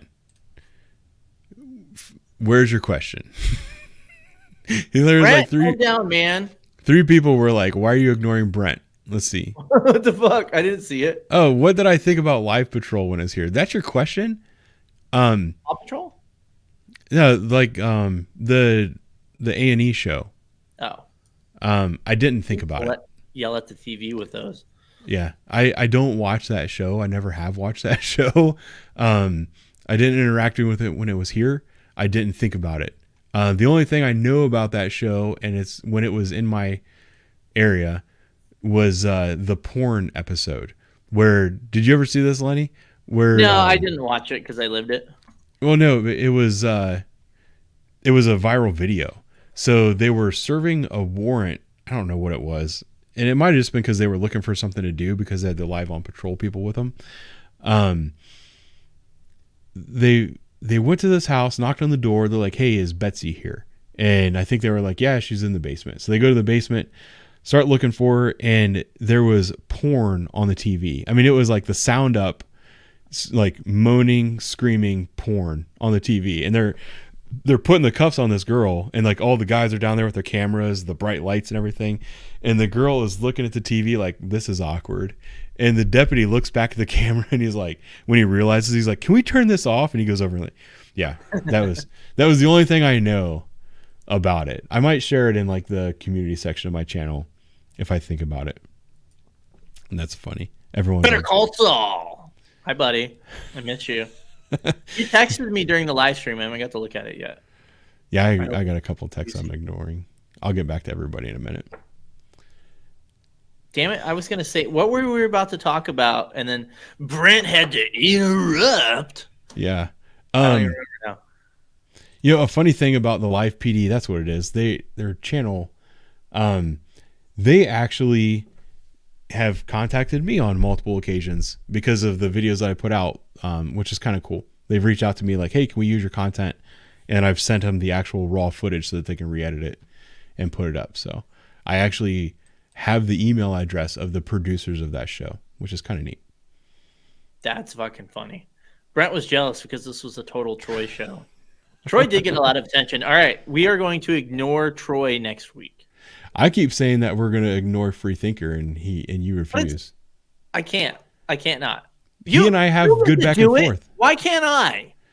Because I told you that we have a good back and forth, and that I think he's I live in a rural area, and you don't like rural people now. I grew up on a farm, for God's sake. That's how I made my money as a kid. Anyway, everyone, now we're getting trolled by people saying that someone has a question. I don't know. I think we've beat this live stream to death. We went on for about 50 minutes longer than what I anticipated. But I'm very impressed with us that we were able to get through all 3 videos. I'm sorry that I was late. It's embarrassing. That's all right. You know what's funny is I got down to the basement 20 minutes early and I was getting stuff set up, and then this whole snap cam thing stopped, and I was like trying to fix it, and then like right when, I don't know, it was probably 10 minutes after when I realized the whole fucking program was gone, and I actually my daughter came down and gave me this fake mustache because I knew she had some. Oh, that's funny. Yeah, the beard, I still got the beard. The beard's not as comfortable though. That's Yeah. actually made from my pubes. So all right. I thought it was funny. I'll be here all night, folks. Tip your waitress. Yes. Anyway, I think we're going to call it now. I'm about 5.5 ounces of whiskey in. Sleepy. Had a long day at work today. I got to work all day tomorrow. Not at my job, but on this job. So. Always poorly made, buddy. Always poorly made. Go check out my podcast too. 2 episodes a week. Do it. Oh, you know what you need to do for me? No. Yeah. I'm going to put you to work. I need you to take clips from your podcast and send them to me so I can make a YouTube video about them. Like your favorite moments from a couple of your most recent podcasts. Like one is because I don't know if the people in my chat have listened to the podcast. What was the one called with the guy that had the really bad officer involved shooting, and his parents were like drug addicts and stuff? Oh, that one was, I was like, man, this is actually like a real podcast. I see, here's the problem is I name them goofy fucking things and I can't remember what the hell they are. We had a discussion about this. Yeah, I'm right, by the way. Very right. Well, I actually appropriately named Y, and if you listen to the podcast, you will understand why it's named Y. No, I did listen to that podcast while I was working out. But you work out? I do all the time. Like way more than fat people. Way more than the average fat person. I'm trying, man. I rolled around all day. Good for you. No, I want to take the part where he told the story about his parents and his mom being a drug addict. And I want to clip it and just do a little introduction and put it on the channel. And then also the guy who was a chief, or not a chief, police officer on an Indian reservation. I love that podcast. And so that one was honestly one of my favorites that I've ever done. That was right up there. That was a really cool podcast. Yeah, that guy is awesome. I really enjoyed it. And the story where he talked about rescuing those guys out of the lake and he dropped his flashlight. I want to do a little introduction to that and put it on the channel. Okay. So I'll ask him about it. Make sure it's smooth. Yeah. Oh, I'm sure it would, but I want to do it in order to promote your podcast. Well, that's very nice. The viewers here can go take part. I think it'd be good. It's good content for the channel too. Good cop stories. So what you're telling me is I have to earn my keep. Well, that's what you're saying. I can't just show up here and look good. I have to actually participate and do stuff. Besides troll the trolls. It would be helpful. My job is troll police. It's something I was going to do it as a surprise to you, but I was so short on time that I'm going to ask you for some help. If you don't get to it, I'll do it myself. I'll try and actually participate. Yeah. Free Thinker, the podcast is called Poorly Made Police Podcast. Yeah, the Poorly Made Police Podcast. He started doing it shortly after he left policing. It's an excellent podcast. When he started, it was garbage. It sucked. It was really bad. Yeah. I took about 6 or 7 months off. I listened to the first episode. I offered to sponsor it just because I wanted to help him out. And then I was like, God, this is horrible. But then he got into his rhythm. He's actually very good at interviewing people. But he just has like current police officers, retired police officers, people in law enforcement community as guests on the podcast. They talk a little bit about what got them into their career, kind of what they do in their career, and then like kind of what they've done after. I don't know. It's interesting because people across the country have such different experiences, but also such similar experiences at the same time. So I really enjoy it. And I really think that non-police officers would enjoy it too. I think it's incredibly educational. It's like humanizing the badge. I hate that term, but it is without being fake. It's not TikToks. It's not feeding children of color, and getting a photo op with them, like grabbing, like, look, I'm holding a black baby. No, it drives me nuts. It absolutely drives me nuts. They're like, oh, we need something for the Facebook page. Somebody grab a black kid. It's like obvious, and it drives me fucking crazy. This is like real people telling their stories. It's an excellent pod. If you're in your car and you have Bluetooth, freaking put it on your phone and listen to it while you're driving.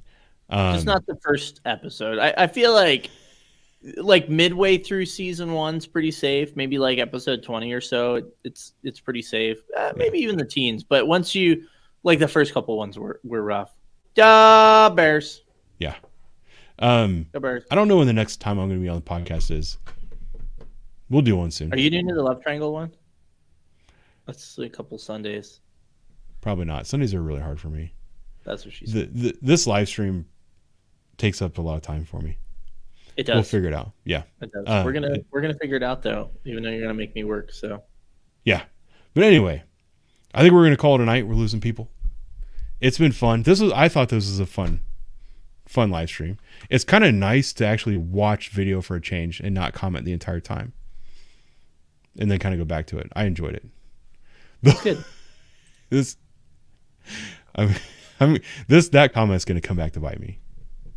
Oh yeah, that's for sure. Oh, it's already been there. Yeah. I'll tell you about it in a minute. Anyway, guys, thanks for coming. We were well over 100 for a little while, which is great. Trying to get that number up to 150, going up soon. Yeah. Tell people, tell your friends. Yeah. Tell fellow free thinkers all around to come and join us. So and think together. If Donut live streams again while I'm live streaming, I will give you permission to visit his chat for a minute and tell everybody that I am actually live streaming, that they need to come over here. I would encourage you all to do that. As many of you as possible. Just take like a minute of your time. That would be hilarious. Anyway, what if Donut featured us on his stream? Us streaming on his stream, maybe like a Inception. Yeah, a streamception. A streamception, yes. Yeah, I think it would be lovely. And Brent, thank you for your service and your question. I hope I answered it. I'm sorry that he ignored you, Brent. It's probably because you live in a small town or something.